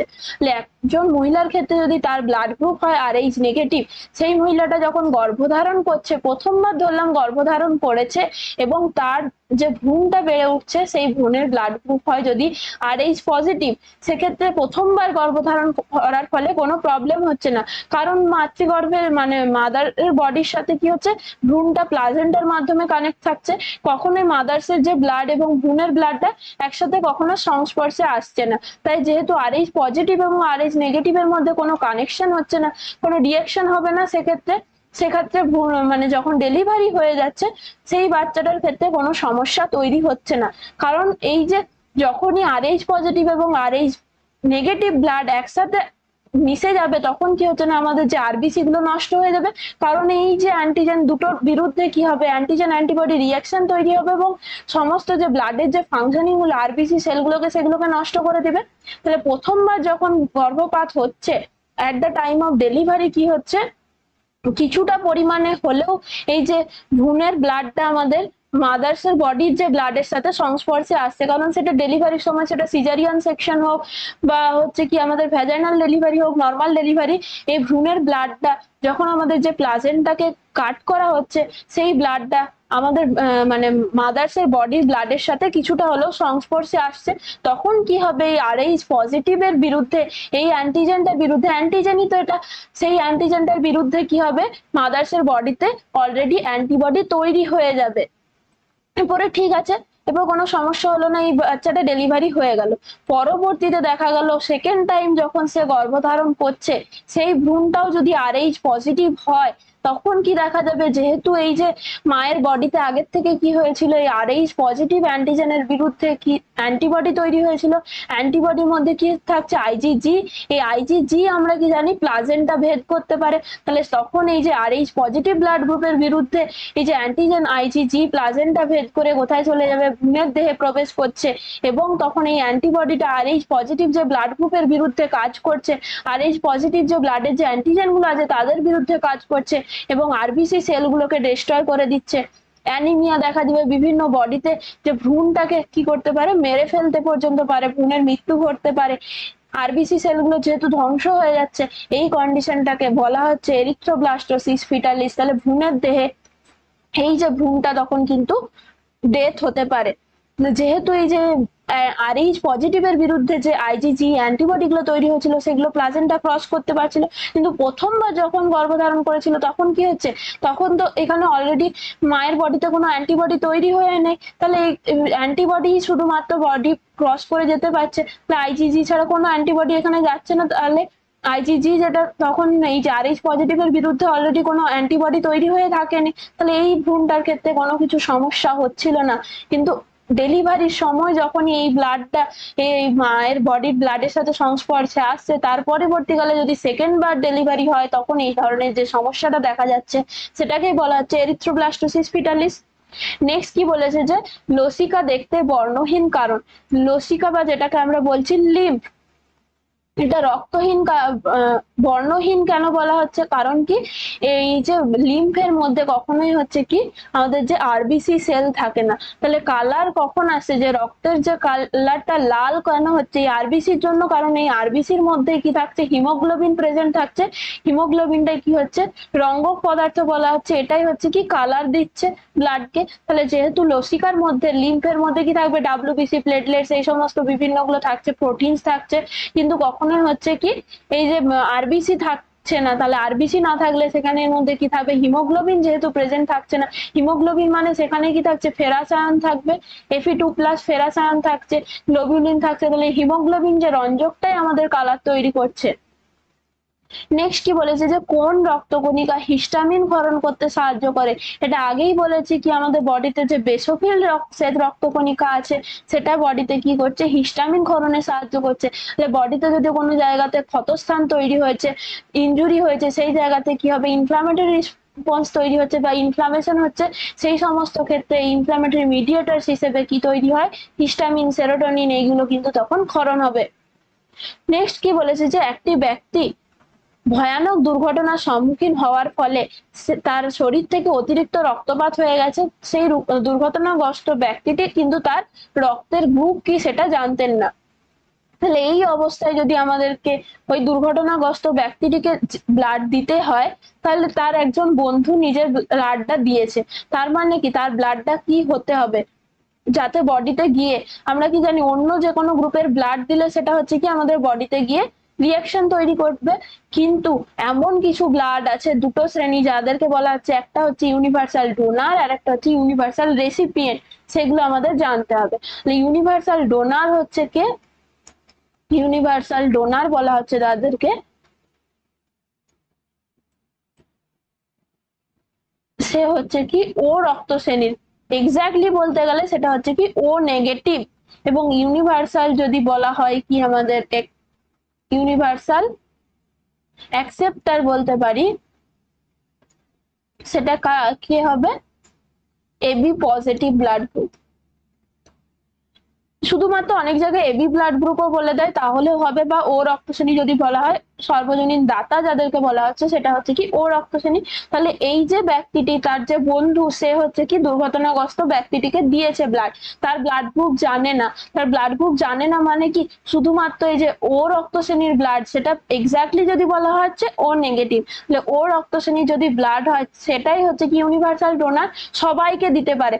কারণ কি যেহেতু ও ব্লাড গ্রুপের মধ্যে দেখলাম আমরা কোনো অ্যান্টিজেন প্রেজেন্ট নেই, যেহেতু অ্যান্টিজেন নেই তাহলে বডিতে গিয়ে অ্যান্টিজেনের কোনো এফেক্ট দেখাতে পারছে না, যে কোনো ব্লাড গ্রুপের যদি রক্তের মানে ধরলাম এই যে যে ব্যক্তিটার অ্যাক্সিডেন্ট হয়েছে তার ব্লাড গ্রুপ জানা নেই, হয়তো তার ব্লাড গ্রুপ এ পজিটিভ, তার বডিতে যেহেতু ও ব্লাড গ্রুপের মধ্যে কোনো অ্যান্টিজেন নেই, তাহলে অ্যান্টিজেন না থাকার জন্য বডিতে গিয়ে কোনো অ্যান্টিজেনের এফেক্ট দেখাতে পারছে না, তার ফলে এই যে ব্লাডটা দেওয়ার ফলে তার যে বডিতে কোনো সমস্যা তৈরি হবে না, যেহেতু এখানে কোনো অ্যান্টিজেন নেই। অ্যান্টিবডি থাকতে পারে বডিতে, অ্যান্টিবডি গিয়ে আমাদের কোনো তো ইমিউন রেসপন্স তৈরি করতে পারে না, অ্যান্টিজেন যে করতে পারে, তাহলে যেহেতু অ্যান্টিবডি আমরা দিচ্ছি কোনো এক্ষেত্রে সমস্যা হবে না। সেম ভাবে যদি ইউনিভার্সাল অ্যাকসেপ্টার বলা হয়, যেহেতু এই ক্ষেত্রে কোনো অ্যান্টিবডি প্রেজেন্ট নেই, এর ক্ষেত্রে এবি ব্লাড গ্রুপের ক্ষেত্রে কি আছে এ এবং বি অ্যান্টিজেন আছে, যেহেতু কোনো অ্যান্টিবডি নেই তাহলে সবার কাছ থেকে নিতে পারে, যে কোনো ব্লাড গ্রুপের কাছ থেকে নিতে পারে। যেহেতু অ্যান্টিবডি নেই তাহলে অ্যান্টিজেনের বিরুদ্ধে সেই অ্যান্টিবডি কাজ করতে পারবে না, যেহেতু কোনো অ্যান্টিবডি নেই, এটা ভালোভাবে বুঝতে হবে। অ্যান্টিবডি নেই মানে আমরা যে কোনো ব্লাড গ্রুপের রক্ত যদি দিই তার সেই ব্লাড গ্রুপগুলোর মধ্যে কি থাকছে, অ্যান্টিজেন থাকছে, তারা কিন্তু গিয়ে যেহেতু অ্যান্টিবডি প্রেজেন্ট নেই, অ্যান্টিজেন অ্যান্টিবডি রিঅ্যাকশন হচ্ছে না। এই ক্ষেত্রে কি দেখা যাচ্ছে, যেহেতু এই ব্লাড গ্রুপের মধ্যে কোনো অ্যান্টিজেন নেই, যে কোনো ব্যক্তির যদি বডিতে আমরা প্রবেশ করাই তাহলে কি হচ্ছে, সেটাও গিয়ে বডিতে কোনো অ্যান্টিজেন অ্যান্টিবডি রেসপন্স করতে পারছে না, যেহেতু অ্যান্টিজেন নেই, অ্যান্টিজেনিসিটি করাতে পারবে না। নেক্সট কি বলেছে যে যদি এবি রক্তের গ্রুপধারী দুই ব্যক্তি পরস্পরকে বিয়ে করেন তাহলে কি হবে। তাহলে এবি যদি বলা হয় তাহলে কি দেখা যাচ্ছে, এবি রক্ত শ্রেণী যদি আমরা দেখি তাহলে সেক্ষেত্রে কি থাকছে, অ্যান্টিজেন এ এবং বি দুটোই প্রেজেন্ট থাকছে। তাহলে সেটাকে আমরা যদি এইভাবে ডিনোট করা হচ্ছে আই এ এবং আই বি।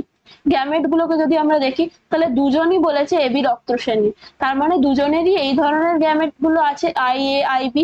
এই ক্ষেত্রে যদি দেখা হয় কম্বিনেশন যদি আমরা করি, সেগ্রিগেশনের মান ল অফ সেগ্রিগেশন, তাহলে কি দেখা যাচ্ছে, তারপরে যেগুলো তৈরি হচ্ছে সেগুলো কি হয়ে যাবে, আই এ হতে পারে, আই বি হতে পারে, এবং এ আই বি হতে পারে। এই তিনটে ধরনই হতে পারে। তার মানে এ রক্ত শ্রেণী হতে পারে, এ বি রক্ত শ্রেণী হতে পারে এবং বি রক্ত শ্রেণীর হতে পারে। এই তিন প্রকারেরই হবার সম্ভাবনা আছে। তার মানে কি অপত্য শিশুরা এই তিনটি রক্ত গ্রুপধারী হতে পারে। তাহলে এইটা হবে অপশন বি কারেক্ট হচ্ছে। নেক্সট কি বলেছে যে নিম্নলিখিত কোন কোষটি ব্যাকটেরিয়াকে ফ্যাগোসাইটোসিস পদ্ধতিতে ধ্বংস করে। তাহলে বডিতে কোনো ব্যাকটেরিয়া প্রবেশ করুক বা যে কোনো অ্যান্টিজেন প্রবেশ করুক তখন কি হচ্ছে, বডিতে ফ্যাগোসাইটোসিস পদ্ধতিতে কোন সেলগুলো কাজে লাগছিল আমরা দেখলাম, একটা হচ্ছে কি নিউট্রোফিল আর একটা হচ্ছে মোনোসাইটস। এই দুটোই কিন্তু আমাদের নিউট্রোফিল মোনোসাইটস, এগুলো আমাদের বডিতে আমাদের ফ্যাগোসাইটোসিসের জন্য কাজে লাগছে। তাহলে এই মনোসাইটস গুলোর পরবর্তীতে রূপান্তরিত হয়ে কি তৈরি করে, ম্যাক্রোফাজেস তৈরি করে। তাহলে সেগুলোও কি হচ্ছে, ফ্যাগোসাইটোস সেল হিসেবে কাজ করছে। নেক্সট কি বলেছে যে হৃৎপিণ্ডে কর্ডি টেন্ডনির কাজ হলো। তাহলে হৃৎপিণ্ডের যদি আমরা স্ট্রাকচার দেখি, দুটো কি হচ্ছে, এইরকম পার্ট থাকছে। টোটাল যদি আমরা হৃৎপিণ্ডের স্ট্রাকচার দেখা হয় এইরকম,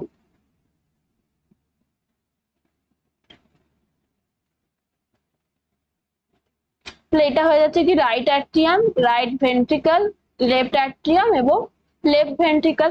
তাহলে এই যে কর্ডি টেন্ডনি বলা হচ্ছে এগুলো কোথায় প্রেজেন্ট থাকবে, এখানে আমরা কি জানি রাইট অ্যাট্রিয়াম এবং রাইট ভেন্ট্রিকলের মাধ্যমে মাঝখানে ভালভ থাকবে যেটাকে বলা হচ্ছে বাইকাসপিড ভালভ, সরি এখানে ট্রাইকাসপিড ভালভ থাকছে, আর লেফট অ্যাট্রিয়াম এবং লেফট ভেন্ট্রিকলের মাঝে কি থাকবে, বাইকাসপিড ভালভ। তাহলে এখানে ধরলাম এরকম একটা ট্রাইকাসপিড ভালভ থাকছে। ট্রাইকাসপিড মানে কি তিনটে এরকম ফ্ল্যাপ মতো স্ট্রাকচার থাকছে, তাই একে বলা হচ্ছে ট্রাইকাসপিড।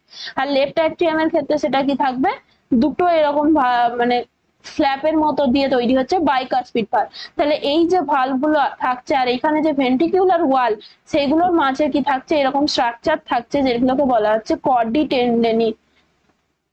এই যে কর্ডি টেন্ডনি স্ট্রাকচার গুলো কি করবে, ভালভ গুলোর বন্ধ হওয়া এবং খোলাটাকে কন্ট্রোল করবে। তাহলে এই যে মানে দড়ির মতো স্ট্রাকচার আমরা ধরতে পারি। তাহলে ভেন্ট্রিকুলার মানে ভেন্ট্রিকলের যে দেওয়ালের সাথে যুক্ত থাকছে, সেই যখনই হচ্ছে কিনা এই ভালভ গুলোকে ওপেন করতে হবে তখন কি করবে, এই যে কর্ডি টেন্ডনি গুলো কন্ট্রাক্ট করবে নিচের দিকে, তখন এই ভালভটা কি হবে, ওপেন হবে। আর সেম ভাবে যখন ভালভ গুলোকে ক্লোজ করতে হবে তখন কি করবে, কর্ডি টেন্ডনি গুলো রিল্যাক্স করে এগুলোকে ভালভগুলোকে ক্লোজ হতে সাহায্য করবে। তাহলে এই যে দ্বিপত্তক এবং ত্রিপত্তক বাইকাসপিড এবং ট্রাইকাসপিড ভালভের বন্ধ এবং খোলাটাকে নিয়ন্ত্রণ করে। তাহলে এর মাধ্যমে কি হতে পারবে না, ব্লাডটা হচ্ছে ব্যাকফ্লো করতে পারবে না। তাহলে রাইট অ্যাট্রিয়াম থেকে যখন ধরলাম এই কর্ডি টেন্ডনি গুলো, এটাকে ধরলাম এই যে ভেন্ট্রিকলের দিকে নিচের দিকে টানছে, তখন কি হবে, এই ভালভটা ওপেন হচ্ছে, রাইট অ্যাট্রিয়াম থেকে ব্লাড কি করবে, রাইট অ্যাট্রিয়াম থেকে রাইট ভেন্ট্রিকলে আসবে, সেম ভাবে লেফট অ্যাট্রিয়াম থেকে লেফট ভেন্ট্রিকলে আসবে। দিয়ে আবার যখন এই যে লেফট ভেন্ট্রিকল এবং রাইট ভেন্ট্রিকল দুটো ফিল হয়ে গেল, আবার কি হবে, যাতে ব্লাডটা এখান থেকে এখানে ব্যাকফ্লো না করতে পারে তার জন্য আমাদের কি করতে হবে, ভালভগুলোকে ক্লোজ করতে হবে, বন্ধ করতে হবে। তখন আবার এই কর্ডি টেন্ডনের মাধ্যমে এই ভালভগুলো ক্লোজ হয়ে যাবে।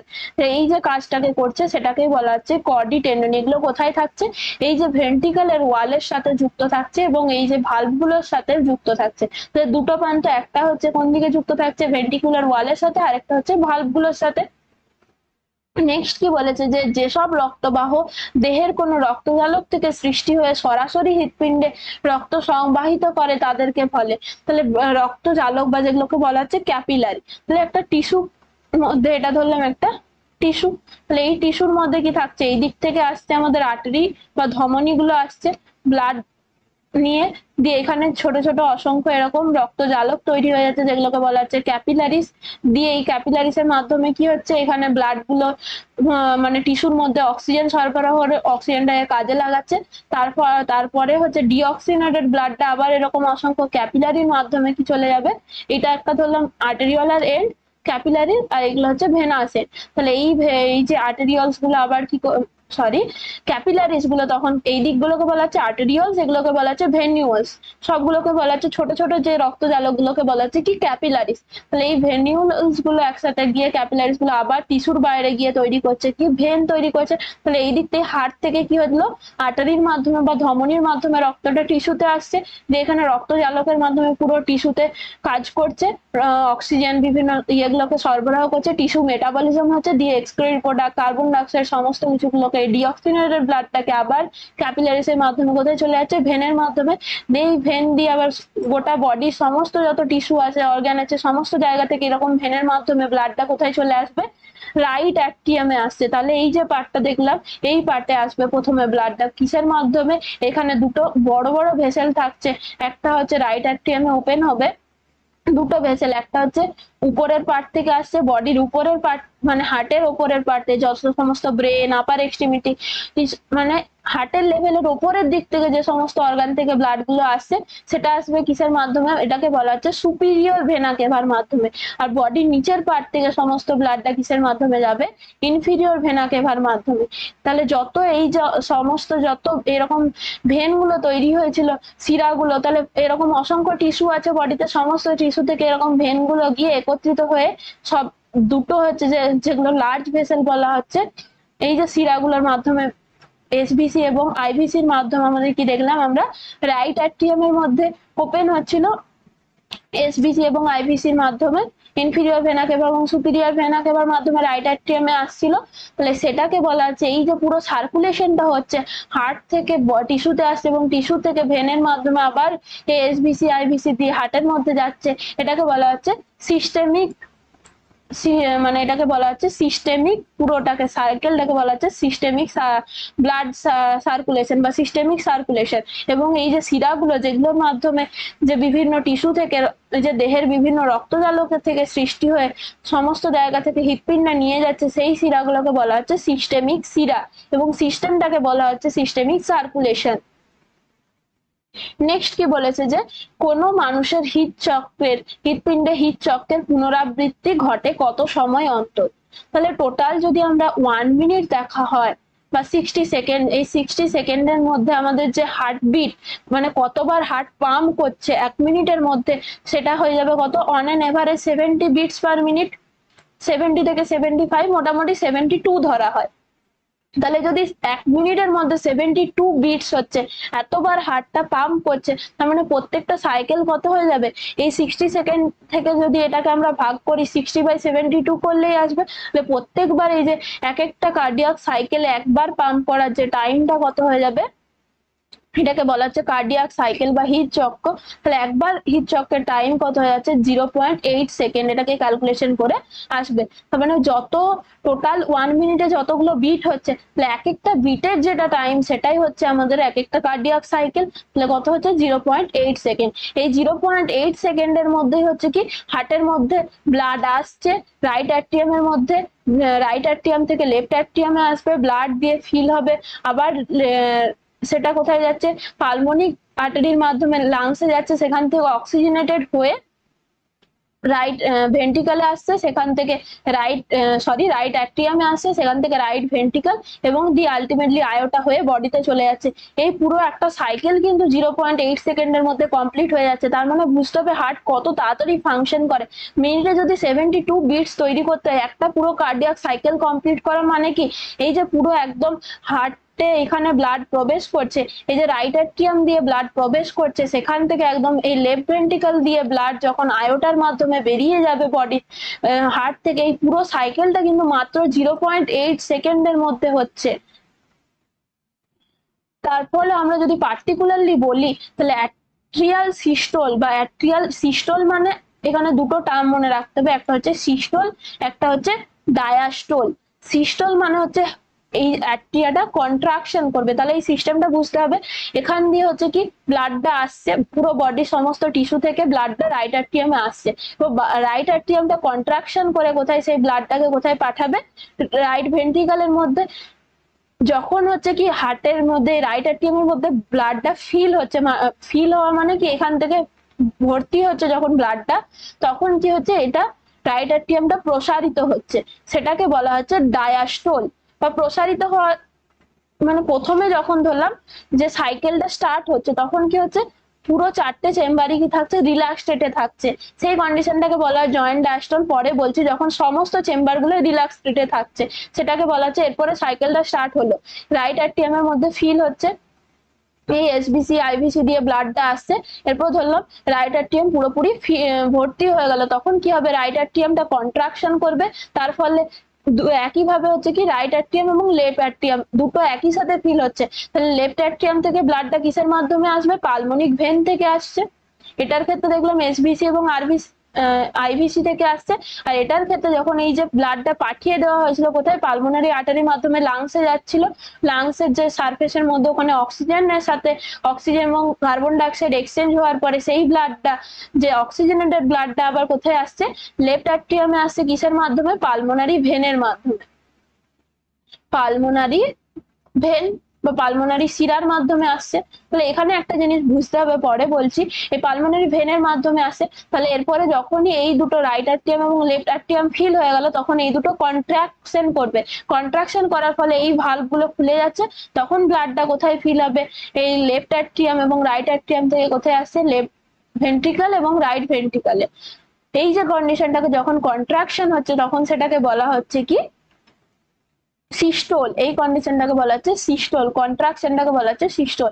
তাহলে এই অ্যাট্রিয়াল সিস্টোল, দুটো অ্যাট্রিয়ামই একসাথে যখন সিস্টোল হচ্ছে, সেই টাইম পিরিয়ডটা হচ্ছে কত, 0.1 সেকেন্ড। এবং অ্যাট্রিয়াল ডায়াস্টোলের পরিমাণটা হচ্ছে, টোটাল যদি এই সাইকেলটা ধরা হয়, তাহলে অ্যাট্রিয়াল ডায়াস্টোলের পরিমাণটা কত হবে, টাইমটা হয়ে যাবে কত, বাকি টাইমটা 0.7 সেকেন্ড। এইটা একবার পাম্প করে দিল, একবার কার্ডিয়াক সাইকেল হওয়া মানে কি, একবার রাইট অ্যাট্রিয়ামটা পুরো পাম্প করে ব্লাডটা এখানে পাঠিয়ে দিল, দিয়ে সেখান থেকে এটা কি হবে, কন্ট্রাকশন হওয়ার পরে যখনই ব্লাডটা পুরোপুরি এখানে চলে যাচ্ছে, এটা আবার কি হচ্ছে, প্রসারিত হয়ে যাচ্ছে, সেই প্রসারিত হতে টাইমটা লাগছে, সেটাকে বলা হচ্ছে ডায়াস্টোল। তাহলে হার্টের মাসেলের কন্ট্রাকশনটাকে বলা হচ্ছে সিস্টোল, এবং যেটা প্রসারণকে বলা হচ্ছে কি ডায়াস্টোল। এই ডায়াস্টোল হতে টাইম লাগছে অ্যাট্রিয়াল ডায়াস্টোলে 0.7 সেকেন্ড। সেম ভাবে হচ্ছে কিন্তু আমাদের এই ভেন্ট্রিকুলার সিস্টোল মনে রাখতে হবে। ভেন্ট্রিকুলার সিস্টোল পুরো কার্ডিয়াক সাইকেলটা কিন্তু এখান থেকে ভালোভাবে বুঝতে হবে।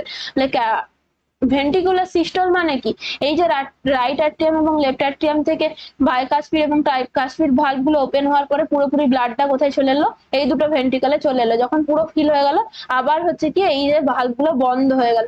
এরপরে কোন ভালভ গুলো হবে, ওপেন হবে, যেগুলো সেমিলিউনার ভালভ। সেমিলিউনার ভালভ মানে সেটা কোথায় আছে, একটা হচ্ছে থাকবে রাইট ভেন্ট্রিকল এবং এই যে পালমোনারি আর্টারি, যেখান থেকে রাইট ভেন্ট্রিকল থেকে ব্লাডটা কোথায় চলে যাবে, আমাদের পালমোনারি আর্টারির মাধ্যমে লাং সারফেসে যাচ্ছে, সেখানে একটা ভালভ থাকছে, যেটাকে বলছি আমরা সেমিলিউনার ভালভ। সেম ভাবে আরেকটা হচ্ছে কি, এই যে লেফট ভেন্ট্রিকল থেকে যখন আয়োটার মাধ্যমে ব্লাডটা বডিতে যাচ্ছে, সেখানেও একটা কি থাকবে, সেমিলিউনার ভালভ। তাহলে এই যে যখন এই দুটো ভেন্ট্রিকল ফিল হয়ে গেছে, এরপরে এইগুলোকে কন্ট্রাকশন করতে হবে, ভেন্ট্রিকুলার কন্ট্রাকশন হবে বা ভেন্ট্রিকুলার সিস্টোল হবে। ভেন্ট্রিকুলার সিস্টোল হওয়ার ফলে কি দেখা যাবে, ভেন্ট্রিকুলার সিস্টোল হওয়ার সময় এই ভালভ গুলো ওপেন হয়ে যাচ্ছে, দিয়ে ব্লাডটা রাইট ভেন্ট্রিকল থেকে চলে যাবে পালমোনারি আর্টারি দিয়ে যাচ্ছে, পালমোনারি আর্টারি দিয়ে যাবে কোথায়, লাং সারফেসে, এবং এটা হয়ে যাচ্ছে কি একদম আমাদের যে অক্সিজেনেটেড ব্লাড। তাহলে এই যে রাইট পার্টটাতে, হার্টের যদি রাইট পার্টটা দেখি, এখানে কি থাকছে আমাদের ডিঅক্সিজেনেটেড ব্লাড, আর লেফট পার্টটাতে কি থাকছে, অক্সিজেনেটেড ব্লাড। তাহলে এই যে লেফট ভেন্ট্রিকল থেকে অক্সিজেনেটেড ব্লাডটা একদম আমাদের পুরো শরীরে পাম্প হয়ে যাচ্ছে। এবং এই যে এখানে আমরা কি পালমোনারি আর্টারি বলছি, এটা তো পালমোনারি ভেন বলছি কেন? কারণ আমরা কি জানি ভেনের মধ্য দিয়ে আমাদের ডিঅক্সিজেনেটেড ব্লাড যায়, যেটা শিরার মাধ্যমে যাচ্ছে। ডিঅক্সিজেন মানে যেখানে কার্বন ডাইঅক্সাইডের পরিমাণটা বেশি থাকে ভেনের মধ্যে, আর আর্টারির মধ্যে কি জানি যে অক্সিজেনেটেড ব্লাড, যেটার মধ্যে অক্সিজেনের পরিমাণটা বেশি, সেই সমস্ত ব্লাড গুলো যায়। কিন্তু একটাই মাত্র এক্সেপশন, যেটা হচ্ছে পালমোনারি আর্টারি এবং পালমোনিক ভেন। কারণ কি হার্টের থেকে যত সমস্ত ভেসেল তৈরি হয়ে যাচ্ছে সেগুলোকে বলা হচ্ছে আর্টারি, আর যেগুলো হার্টে আসছে, ফিরে আসছে ব্লাড, সেগুলোকে বলা হয় ভেন। তার জন্য যেহেতু এটা হার্ট থেকে, রাইট ভেন্ট্রিকল থেকে লাংসে যাচ্ছে, এটাও তো হার্টের থেকে বাইরে যাচ্ছে, অন্য কোনো অর্গানে বা টিস্যুতে যাচ্ছে, তাই এটার নামও কিন্তু আর্টারি বলা হয়। কিন্তু এটা পালমোনিক আর্টারি, এটা আর্টারি হলেও এর মধ্যে কিন্তু অক্সিজেন ক্যারিং ব্লাড থাকে না, এটার মধ্যে কার্বন ডাইঅক্সাইড ক্যারিং ব্লাড থাকে। এটা কিন্তু একটা কোশ্চেন আসেই, এটা খুবই মনে রাখতে হবে, পালমোনিক আর্টারি এবং পালমোনিক ভেন।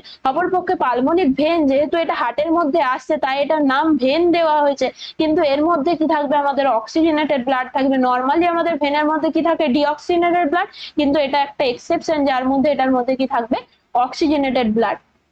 আশা করছি এটা ক্লিয়ার হয়েছে। তাহলে এখানে এই যে ভেন্ট্রিকুলার কন্ট্রাকশনের টাইমটা হচ্ছে 0.3 সেকেন্ড। সেম ভাবে হচ্ছে ভেন্ট্রিকুলার যখন কন্ট্রাকশন হয়ে গেল, কন্ট্রাকশনের শেষে যখন এই সেমিলুনার ভালভ গুলো ক্লোজ হয়ে যাবে, তারপরে আবার কি হবে, ভেন্ট্রিকুলার গুলো কি হবে, প্রসারিত হচ্ছে।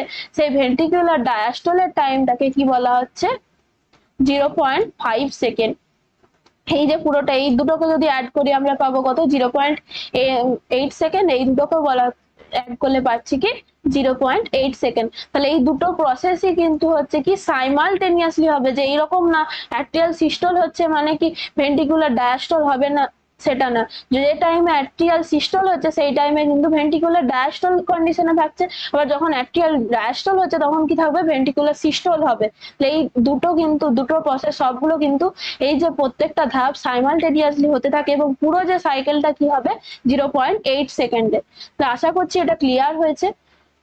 তাহলে এই ধরনের যে এমসিকিউ প্র্যাকটিস সেশন গুলো তোমাদের জন্য অনেকটাই হেল্পফুল হচ্ছে। আশা করছি এই যে সংগ্রাম ব্যাচে আমরা প্রত্যেকটা এরপর থেকে সপ্তাহে দুটো করে ভিডিও আসছে, দেখছো তোমরা, সমস্ত চ্যাপ্টারের এমসিকিউ আমরা ডিসকাস করব।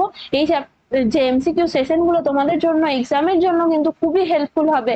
তাই তোমরা যারা এখনো আমাদের চ্যানেলকে সাবস্ক্রাইব করোনি অবশ্যই সাবস্ক্রাইব করবে, এবং এই এমসিকিউ গুলো প্র্যাকটিস করার পরে তোমাদের কাজটা কি হবে, এগুলোকে নোট ডাউন করে নেবে, কি পয়েন্টস গুলো কোনগুলো মনে রাখতে হবে, নিজে একটা শর্ট নোটস তৈরি করে নেবে, যাতে হচ্ছে এক্সামের আগে তোমাদের পড়তে খুবই সুবিধা হবে। ওই টাইমে দেখবে একবার দেখলেই তোমাদের বাকি জিনিসগুলো মনে পড়ে যাচ্ছে।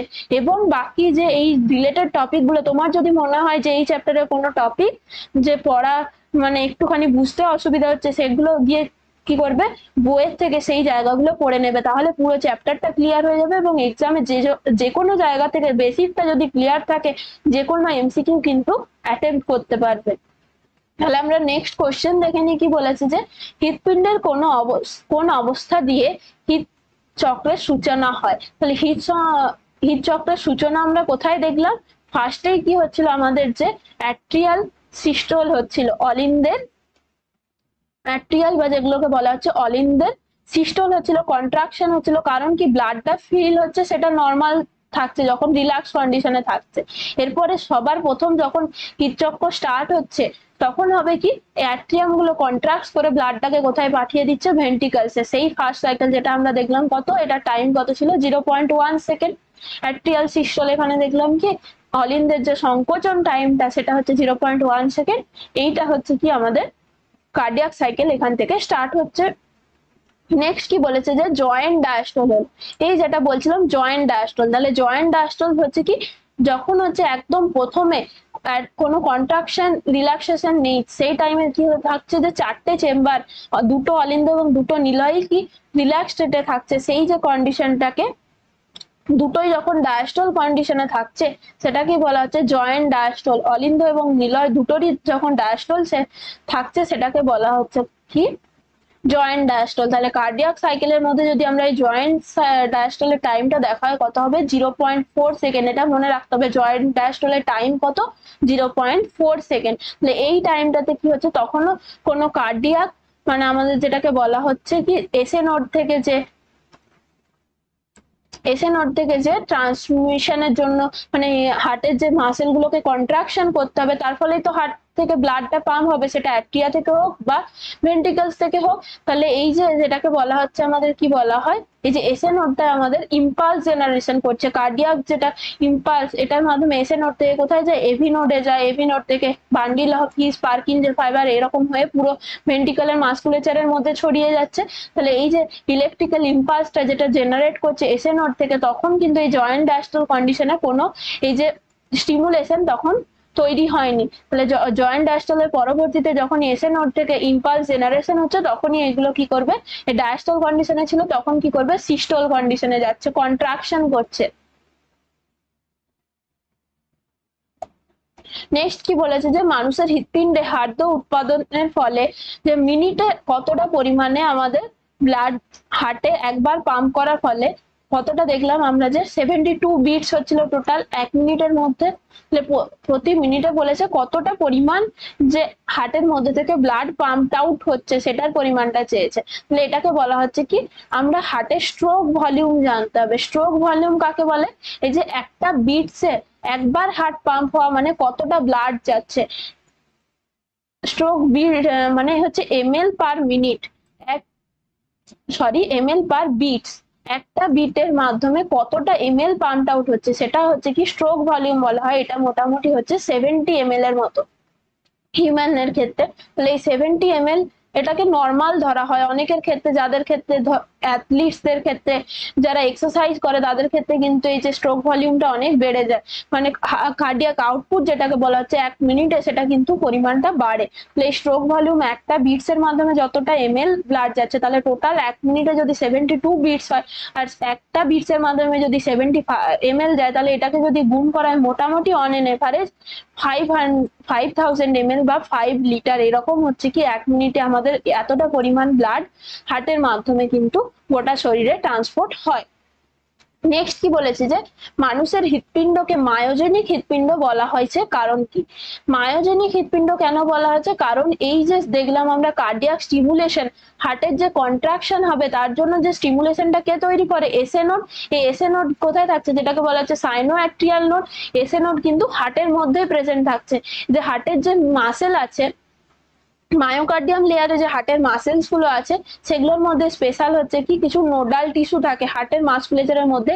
এই নোডাল টিস্যুগুলোর মধ্যে, নোডাল টিস্যু দিয়ে তৈরি হচ্ছে এসএ নোড, এভি নোড, যেগুলো ইম্পালস জেনারেশন করছে। এই জন্য কি বলা হয়, এসএ নোডকে কি বলা হয়, পেসমেকার বলা হয়। তাহলে এই যে কার্ডিয়াক স্টিমুলেশনটাকে তৈরি করে কি এসএ নোড নিজেই, যেটা হার্টের মধ্যেই প্রেজেন্ট থাকছে, নোডাল টিস্যু দিয়ে তৈরি, দিয়ে সেটাকে ইম্পালস জেনারেট করার পরে AV node, Purkinje fibers, bundle AV node, তারপরে বান্ডিল অফ হিস, দুটো right and left bundle of His দিয়ে পার্কিনসে ফাইবারস দিয়ে পুরোপুরি ভেন্ট্রিকলস এর মধ্যে যে কার্ডিয়াক স্টিমুলেশনটাকে ট্রান্সপোর্ট করছে। তাহলে যেহেতু হার্টের মধ্যেই তৈরি হচ্ছে হার্টের কন্ট্রাকশন করার জন্য, তাই সেটাকে বলা হচ্ছে হৃদ প্রবাহ, যেটাকে বলা হচ্ছে কার্ডিয়াক স্টিমুলেশন, সেটা কোথা থেকে, হৃদ পেশি থেকে উৎপন্ন হচ্ছে, তাই এটাকে বলা হচ্ছে মায়োজেনিক হৃৎপিণ্ড।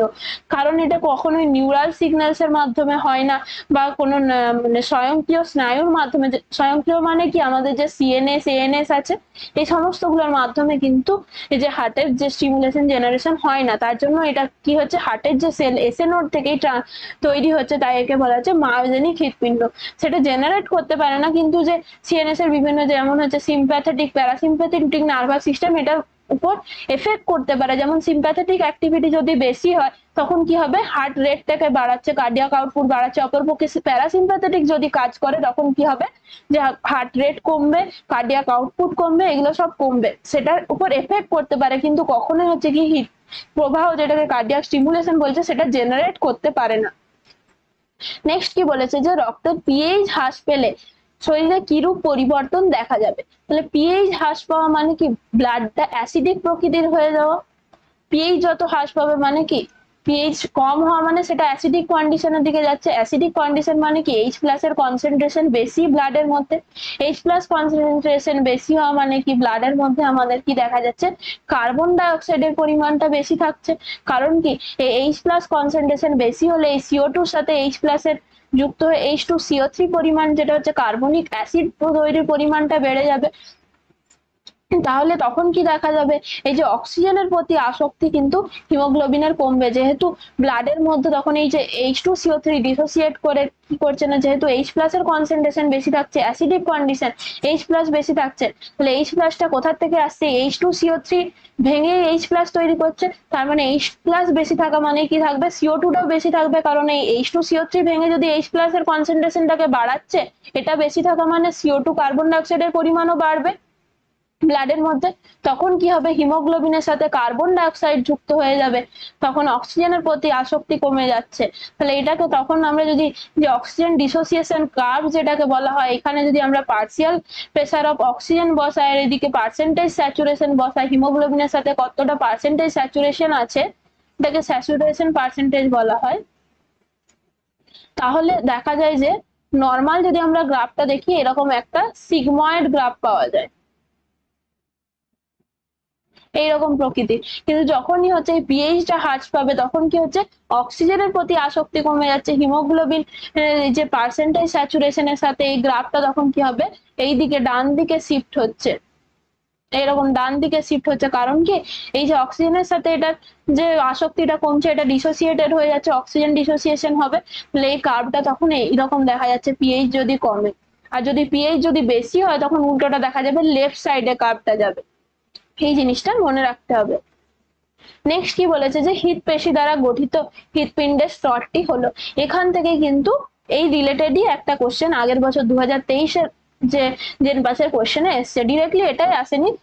তাহলে বাইরের দিক থেকে হৃৎপিণ্ডে যদি আমরা আবরণী দেখি, তিনটে লেয়ার থাকছে, একটা হচ্ছে perimetrium, myometrium, sorry pericardium, myocardium এবং এন্ডোকার্ডিয়াম। তাহলে এটা হচ্ছে কি হার্টের যদি আমরা লেয়ার গুলো দেখি, বাইরের দিকে সব থেকে বাইরের যে মেমব্রেনটা হচ্ছে ফাইব্রাস লেয়ার, যেটা সেটাকে বলা হচ্ছে একদম বাইরের দিকে, সেটা হচ্ছে কি পেরিকার্ডিয়াম। এই পেরিকার্ডিয়ামের লেয়ারের মধ্যে কি থাকছে, পেরিকার্ডিয়াল ফ্লুইড জমা থাকে, যেটা হচ্ছে হার্টের যে টিস্যু গুলো আছে যাতে ওখানে ফ্রিকশন না হয়, তখন এই যে হার্টের কন্ট্রাকশন রিল্যাক্সেশন হচ্ছে যাতে ফ্রিকশন না হয়, তখন এইটার জন্য এখানে পেরিকার্ডিয়াল ফ্লুইড প্রেজেন্ট থাকছে। একদম বাইরের লেয়ারটা হয়ে যাচ্ছে পেরিকার্ডিয়াম, মাঝের লেয়ারটা যেটা মাসেল দিয়ে তৈরি হচ্ছে সেটা হচ্ছে মায়োকার্ডিয়াম। মায়ো কথাটা এসছে কি মাসেল থেকে, তাহলে যেখানে স্মুথ মাসেল দিয়ে, কার্ডিয়াক মাসেল দিয়ে তৈরি হচ্ছে, হৃৎপিণ্ডের মাসেলটা কি কার্ডিয়াক মাসেল, সেই কার্ডিয়াক মাসেল লেয়ারটা থাকছে কোথায়, এই মাসেল গুলো মেনলি আমাদের কি করছে, যে কন্ট্রাকশন রিল্যাক্সেশনে হেল্প করছে, তাহলে এই লেয়ারটাকেই বলছি আমরা মায়োমেট্রিয়াম, হৃৎপেশি দিয়ে যেটা তৈরি হচ্ছে। একদম ভেতরের দিকে থাকছে কি এন্ডোকার্ডিয়াম, এই এন্ডোকার্ডিয়াম লেয়ারের মধ্যে বিভিন্ন যে হার্টের যে ভালভ গুলো তৈরি হচ্ছে, হার্টের লেয়ারিং গুলো তৈরি হচ্ছে, যে দুটো অ্যাট্রিয়ার মাঝে কি থাকছে, সেপ্টাম থাকছে, atrial septum, atrioventricular septum, atria দুটো অ্যাট্রিয়ার মধ্যে থাকছে, আবার অ্যাট্রিয়া এবং ভেন্ট্রিকেলস এর মাধ্যমে সেপ্টাম থাকছে, এই সমস্ত সেপ্টাম এবং ভালভস গুলোকে তৈরি করে কোন লেয়ারটা, এন্ডোকার্ডিয়াম। নেক্সট কি বলেছে যে মানুষের রক্তের পিএইচ হলো, পিএইচ মানে কি, রক্তের একটা নর্মাল পিএইচ মেনটেন করছে কিসের মাধ্যমে, বাফার সিস্টেমের মাধ্যমে। আমরা জানি বিভিন্ন বাফার আছে, তার মধ্যে একটা ইম্পর্টেন্ট হচ্ছে কি বাইকার্বনেট বাফার, যে HCO3-, এটা আমাদের বডির যে ব্লাডের মধ্যে যে পিএইচটাকে কন্ট্রোল করবে, যাতে পিএইচটা কখনোই হচ্ছে কিনা অ্যাসিডিক কন্ডিশন বা অ্যালকালাইন কন্ডিশন দুটোই যাতে না হয়ে যেতে পারে, তার জন্য এই বাফার সিস্টেম কাজ করে। তার মধ্যে একটা গুরুত্বপূর্ণ হচ্ছে কি বাইকার্বনেট বাফার। তাহলে নর্মাল পিএইচটা কত হচ্ছে, 7.35 থেকে 7.45 ধরা হয়, অন এন এভারেজ 7.40 আমরা বলতে পারি, তাহলে অপশন এ কারেক্ট হচ্ছে। নেক্সট এরপরে আমরা তাহলে ক্যাটাগরি 2 এর কোশ্চেন গুলো দেখে নেব। ফার্স্টে কি বলেছে যে জিনের ত্রুটি ঘটিত কোন অ্যানিমিয়া গুলি হলো, অ্যানিমিয়া কাকে বলা হচ্ছে, যখন আরবিসি প্রোডাকশন কম হচ্ছে, বা শুধু আরবিসি কম হতে পারে, বা হতে পারে আরবিসির মধ্যে হিমোগ্লোবিনের কনসেন্ট্রেশন কম, বা আরবিসি এবং হিমোগ্লোবিন দুটো একই সাথে কম হতে পারে। এই তিনটে কন্ডিশনকেই কিন্তু অ্যানিমিয়া বলা হয়। অ্যানিমিয়া মানে যে শুধুমাত্র হিমোগ্লোবিন কমে গেছে সেটা নয়, আরবিসির পরিমাণ কমলেও সেটাকে অ্যানিমিয়া বলছি, হিমোগ্লোবিন পার্সেন্টেজ কমলেও বা দুটো একই সাথে যদি কমে সেই কন্ডিশনকেও কিন্তু অ্যানিমিয়া বলা হচ্ছে। মানে আমাদের ব্লাডের মধ্যে যে আরবিসির কন্টেন্টটা যদি কমে যায় সেক্ষেত্রে অ্যানিমিয়া দেখা যাচ্ছে। তাহলে বিভিন্ন যে জিনগত ত্রুটির জন্য যেগুলো দেখা যায়, একটা হচ্ছে থ্যালাসেমিয়া। থ্যালাসেমিয়াটা আমরা কি জানি যে অটোসোমাল রিসেসিভ জিনের জন্য হচ্ছে, অটোসোমাল রিসেসিভ জিন মিউটেশনের জন্য যেটা আমরা জেনেটিক্সের চ্যাপ্টারে দেখেছিলাম, অটোজোমাল রিসেসিভ জিনের মিউটেশনের জন্য যে জন্মগত ইনহেরিটেড কন্ডিশন দেখা যাচ্ছে সেটা হচ্ছে থ্যালাসেমিয়া। থ্যালাসেমিয়ার ক্ষেত্রে হচ্ছে কি ব্লাড সেলগুলো তৈরি হতে পারে না ঠিক মতো করে, সেক্ষেত্রে সেই কন্ডিশনকে অ্যানিমিয়া বলা হচ্ছে, থ্যালাসেমিয়া। এবং আরেকটা হয়ে যাচ্ছে কি সিকল সেল অ্যানিমিয়া। এই সিকল সেল অ্যানিমিয়া এটা হচ্ছে কি জিন মিউটেশনের জন্য দেখা যায়, যে জিন মিউটেশনের জন্য দেখা যাচ্ছে। এবং এক্ষেত্রে কি হবে, যে আরবিসি যেগুলো তৈরি হচ্ছে, স্টেম সেলগুলো যেখান থেকে আরবিসি তৈরি হবে, এরিথ্রোপয়েটিক যে স্টেম সেলগুলো, সেখানে যে জিনগুলো মিউটেশনের ফলে কি হবে, নর্মাল আরবিসি এবং সাইজ অ্যান্ড শেপ স্ট্রাকচার গুলো কিন্তু হচ্ছে না ঠিক মতো হবে না। নর্মাল যে শেপ আমরা কি জানি, দেখলাম আরবিসির শেপ এরকম দ্বি অবতল স্ট্রাকচার, বাইকনকেভ স্ট্রাকচার, এরকম একটা স্ট্রাকচার দেখা যায়। কিন্তু এই সিকল সেলের ক্ষেত্রে দেখা যাবে এরকম চাকতির মতো বা সিকেল লাইক এরকম এরকম হয়ে যায়, আরবিসি স্ট্রাকচার গুলো নষ্ট হয়ে যাচ্ছে, সাইজের চেঞ্জ হচ্ছে, এই ধরনের কন্ডিশন গুলোকে বলা হচ্ছে sickle cell anaemia. Megaloblastic anaemia এটা কখনোই জিনগত ত্রুটির জন্য হয় না, এটা কি হচ্ছে আমাদের বডিতে যে ডায়েটারি সোর্সের মাধ্যমে খাবারের মধ্যে যদি ভিটামিন বি12 যেটাকে আমরা বলছি কোবালামিন, কোবালিমিন বলা হচ্ছে, বা ভিটামিন বি12, এছাড়াও ফলিক অ্যাসিড, এই সমস্ত গুলো যদি খাবারের মধ্যে অভাব দেখা যায় তাহলে মেগালোপ্লাস্টিক অ্যানিমিয়া দেখা যাচ্ছে। আর এই পার্নিসিয়াস অ্যানিমিয়া এটা কখন হচ্ছে, আমাদের ডায়েটের মধ্যে বা খাবারের মধ্যে ভিটামিন বি12 যাচ্ছে, ভিটামিন বি12 প্রেজেন্ট আছে কোনো, কিন্তু হচ্ছে কিনা ইন্টেস্টাইনের মধ্যে কোনো কন্ডিশন, এই পার্নিসিয়াস অ্যানিমিয়ার ক্ষেত্রে আমাদের যে ইন্টেস্টাইনের মধ্যে ভিটামিন বি12 এর অ্যাবজর্পশন হতে পারবে না, সেই কন্ডিশনটাকে বলা হচ্ছে পার্নিসিয়াস অ্যানিমিয়া। যে ক্ষেত্রে আমাদের বডিতে ইন্টেস্টাইনের মধ্যে ভিটামিন বি12 কখনো অ্যাবজর্পশন হতে পারবে না, তার ফলে বডিতে কি দেখা যাচ্ছে, ভিটামিন বি12 এর ঘাটতি দেখা যাচ্ছে। আর এই ভিটামিন বি12টা একটা গুরুত্বপূর্ণ ফ্যাক্টর, এই আরবিসির ম্যাচুরেশনের জন্য দরকার।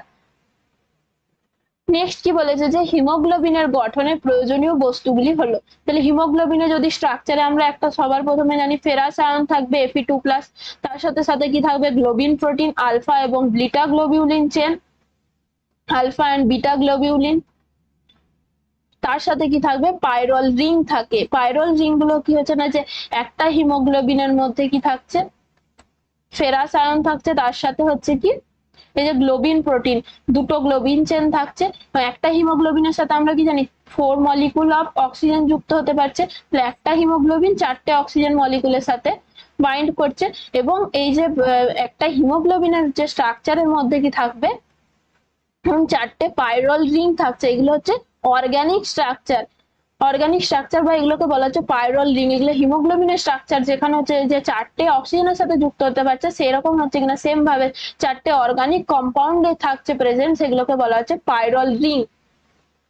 নেক্সট কি বলেছে, যে নিচের কোন তথ্যগুলি সঠিক, তাহলে কোন তথ্যগুলি সঠিক বলেছে এখানে, এন্ডোথেলিয়াম ক্ষতিগ্রস্ত হলে উন্মুক্ত কোলাজেন অনুচক্রিয়াকে সংযুক্ত করে এবং রক্তক্ষরণ রোধ করে, এটা ঠিক। কারণ কি কোনো জায়গাতে এন্ডোথেলিয়াম ক্ষতিগ্রস্ত হলে আমাদের যে ক্লটিং মেকানিজম বা যেটাকে বলা হচ্ছে ক্লটিং ক্যাসকেড বলা হয়, এটা তো কাজ করবে তখন সেখানে এখানে যে উন্মুক্ত কোলাজেন টিস্যুগুলো আছে আমাদের বডিতে, সব থেকে বেশি পরিমাণে কোনটা থাকছে, কোলাজেন প্রোটিন থাকে। সেই কোলাজেন গুলো কি করছে, ওখানে রক্ত তঞ্চন করবে। রক্ত তঞ্চনের মেকানিজম আমরা যদি দেখি, প্রথ্রম্বিন থেকে, প্রথ্রম্বিন একটা ক্লটিং ফ্যাক্টর, এই প্রথ্রম্বিন থেকে কি তৈরি হয়, একদম লাস্টের দিকে অনেক স্টেপ আছে ক্লটিং এর মেকানিজমের, পরপর স্টেপ গুলোর দিকে লাস্টের দুটো স্টেপে কি হয়, এই প্রথ্রম্বিন থেকে থ্রম্বিনে পরিণত হয়। ইনঅ্যাক্টিভ প্রথ্রম্বিন এটা একটা ক্লটিং ফ্যাক্টর, এটা অ্যাক্টিভ থ্রম্বিনে পরিণত হচ্ছে। এই থ্রম্বিনটা কি করবে, ফাইব্রিনোজেনকে, ইনঅ্যাক্টিভ ফাইব্রিনোজেনকে ফাইব্রিনে পরিণত করে দেয়, ফাইব্রিনোজেন থেকে ফাইব্রিন। এই ফাইব্রিনটাই হচ্ছে কিনা যে দৃঢ় স্ট্রাকচার, জাল ফাইব্রিন নেটওয়ার্ক তৈরি করতে পারে, এরকম জাল মতো স্ট্রাকচার করে দেয় যাতে ব্লাডটা ওখান দিয়ে আর বেরোতে না পারে, ব্লাড ক্লটিং এ হেল্প করছে। এছাড়াও এই যে কোলাজেন যেগুলো আছে, কোলাজেন গুলো কি করবে, কোলাজেন ফাইবার গুলো এখানে প্লেটলেট অ্যাগ্রিগেশন করবে এবং রক্ত তঞ্চন করবে। বলেছে খাদ্যে ভিটামিনের অভাব হলে পার্নিসিয়াস অ্যানিমিয়া হয়, এটা হবে না। কারণ কি খাবারের মধ্যে ভিটামিন বি12 যদি প্রেজেন্টও থাকে, প্রেজেন্ট থাকতে পারে, কিন্তু আমাদের বডিতে যদি অ্যাবজর্পশন, ইন্টেস্টাইনাল অ্যাবজর্পশন না হয় ভিটামিন বি12, সেই কন্ডিশনে পার্নিসিয়াস অ্যানিমিয়া দেখা যাচ্ছে, তাহলে এই অপশনটা হবে না। নেক্সট কি বলেছে, যে কলাকোষে প্রবিষ্ট মনোসাইট ম্যাক্রোফাজ গঠন করে, এটা বলেছি সেলুলার লেভেলে গিয়ে এই মনোসাইট গুলো রূপান্তরিত হচ্ছে ম্যাক্রোফাজে। নেক্সট কি বলেছে, যে মাস্ট কোষ এক প্রকার স্থিতিশীল বেসোফিল কলা। এই যে বেসোফিল কলারই একটা টাইপ হচ্ছে কি মাস্ট সেল। এই মাস্ট সেলগুলোর মধ্যে বিভিন্ন যে যে বেসোফিল থেকে যেগুলো আমরা সিক্রেশন করছিলাম, হিস্টামিন, সেরোটোনিন, এগুলো কোথা থেকে সিক্রেশন হয়? মাস্ট সেল থেকে সিক্রেশন হচ্ছে। তাহলে একটা ম্যাচিওর্ড এবং স্টেবল বেসোফিল সেলের স্ট্রাকচার যদি বলি, সেগুলোকে বলা হচ্ছে মাস্ট সেল। নেক্সট কি বলেছে? দানাযুক্ত শ্বেত রক্তকণিকা কোনগুলি? দানাযুক্ত মানে যাদের সাইটোপ্লাজমে এই যে দানাদার বস্তুগুলো প্রেজেন্ট থাকছে, সেগুলো কোনটা কোনটা হয়ে যাবে? নিউট্রোফিল আর বেসোফিল। মোনোসাইট আর লিম্ফোসাইট হবে না, এগুলো অ্যাগ্রানুলোসাইট ছিল। তাহলে অপশন কোনটা হচ্ছে? বি এবং ডি। নেক্সট কি বলেছে? যে নিচের নিম্নলিখিত কোন জোড়গুলি সঠিক? এখানের মধ্যে ফ্যাক্টর 1 যেটা ফাইব্রিনোজেন, এটা সঠিক আছে। নেক্সট হচ্ছে ফ্যাক্টর 2 থ্রম্বোপ্লাস্টিন, এটা ভুল। ফ্যাক্টর 3 দেখেছিলাম আমরা কি টিস্যু থ্রম্বোপ্লাস্টিন কি ছিল? ফ্যাক্টর 3। আর ফ্যাক্টর 2 কোনটা হচ্ছে? ফ্যাক্টর 2 হচ্ছে আমাদের প্রথ্রম্বিন। ফ্যাক্টর 2টা হচ্ছে আমাদের প্রথ্রম্বিন। তাহলে এটা হবে, এটা ভুল আছে। নেক্সট হচ্ছে কি ফ্যাক্টর 10। ফ্যাক্টর 10টা হচ্ছে কি স্টুয়ার্ট ফ্যাক্টর, এটাও ঠিক আছে অপশন। এই যে 13টা ফ্যাক্টর আছে, আমাদেরকে কিন্তু এখান থেকে যারা সবাই একটু বই থেকে দেখে নেবে। যেমন ফ্যাক্টর 1 হচ্ছে ফাইব্রিনোজেন, ফ্যাক্টর 2 হচ্ছে প্রথ্রম্বিন, ফ্যাক্টর 3 হচ্ছে টিস্যু থ্রম্বোপ্লাস্টিন, ফ্যাক্টর 4 হচ্ছে কি ক্যালসিয়াম Ca2+, যেটা আগেই বললাম ফ্যাক্টর 4। সেরকম ভাবে হচ্ছে ফ্যাক্টর 7 কে হগম্যান ফ্যাক্টর বলে না, এটা ভুল আছে। হগম্যান ফ্যাক্টর হচ্ছে কি ফ্যাক্টর 12 কে বলা হয়। ফ্যাক্টর 12টা হয়ে যাচ্ছে আমাদের হগম্যান ফ্যাক্টর। তাহলে এইগুলো মনে রাখতে হবে কয়েকটা। তাছাড়াও হচ্ছে আমাদের মেন কোনটা কোনটা মনে রাখতে হবে? ফ্যাক্টর 1, 2, 3, 4। এরপরে একদম হচ্ছে যে 8, 9, 10, 11, 12, এগুলো মেন মনে রাখলেই হবে। তাহলে হচ্ছে কি এখানের মধ্যে আমরা দেখলাম ফ্যাক্টর 10 হচ্ছে স্টুয়ার্ট ফ্যাক্টর, ফ্যাক্টর 11টা হচ্ছে কোনটা? যেটা হচ্ছে আমাদের থ্রম্বোপ্লাস্টিন অ্যান্টিসিপেন্ট, আর ফ্যাক্টর 12 হয়ে যাচ্ছে কি হগম্যান ফ্যাক্টর। তাহলে এগুলো আশা করছি এই ফ্যাক্টর গুলো সবাই একটু পড়ে নেবে। এই কয়েকটা যেগুলো ইম্পর্টেন্ট বললাম, এইগুলো অন্তত মনে রাখতে হবে আমাদের। এই দুটো ফ্যাক্টর আমরা কি দেখলাম? হিমোফিলিয়ার জন্য দায়ী ছিল। আর বাকি এই চারটে তো প্রথম থেকে মনেই থাকবে, এই তিনটে মনে রাখলেই হবে। প্রথম থেকে হচ্ছে কি ফাইব্রিনোজেন, প্রথ্রম্বিন, টিস্যু থ্রম্বোপ্লাস্টিন এবং ক্যালসিয়াম। তাহলে আশা করছি সবাইকার এগুলো ক্লিয়ার হয়ে গেছে। থ্যাংক ইউ সবাইকে। আমরা আবার পরবর্তী ভিডিওতে নতুন একটা এমসিকিউ চ্যাপ্টার নিয়ে আলোচনা করব। যাদের কোনো সমস্যা থাকবে বা কোনো অসুবিধা থাকবে, কমেন্ট সেকশনে অসুবিধাগুলো জানাবে, এবং কোন কোন কোশ্চেনে তোমাদের যে যদি কোনো জায়গাতে বুঝতে অসুবিধা হয়ে থাকে, বা তোমাদের আলাদা এই চ্যাপ্টার থেকেও যদি অন্য কোনো কোশ্চেন থেকে থাকে জানার জন্য, সেগুলোও কমেন্ট সেকশনে লিখবে, আমরা রিপ্লাই দিয়ে দেবো। থ্যাংক ইউ সবাইকে।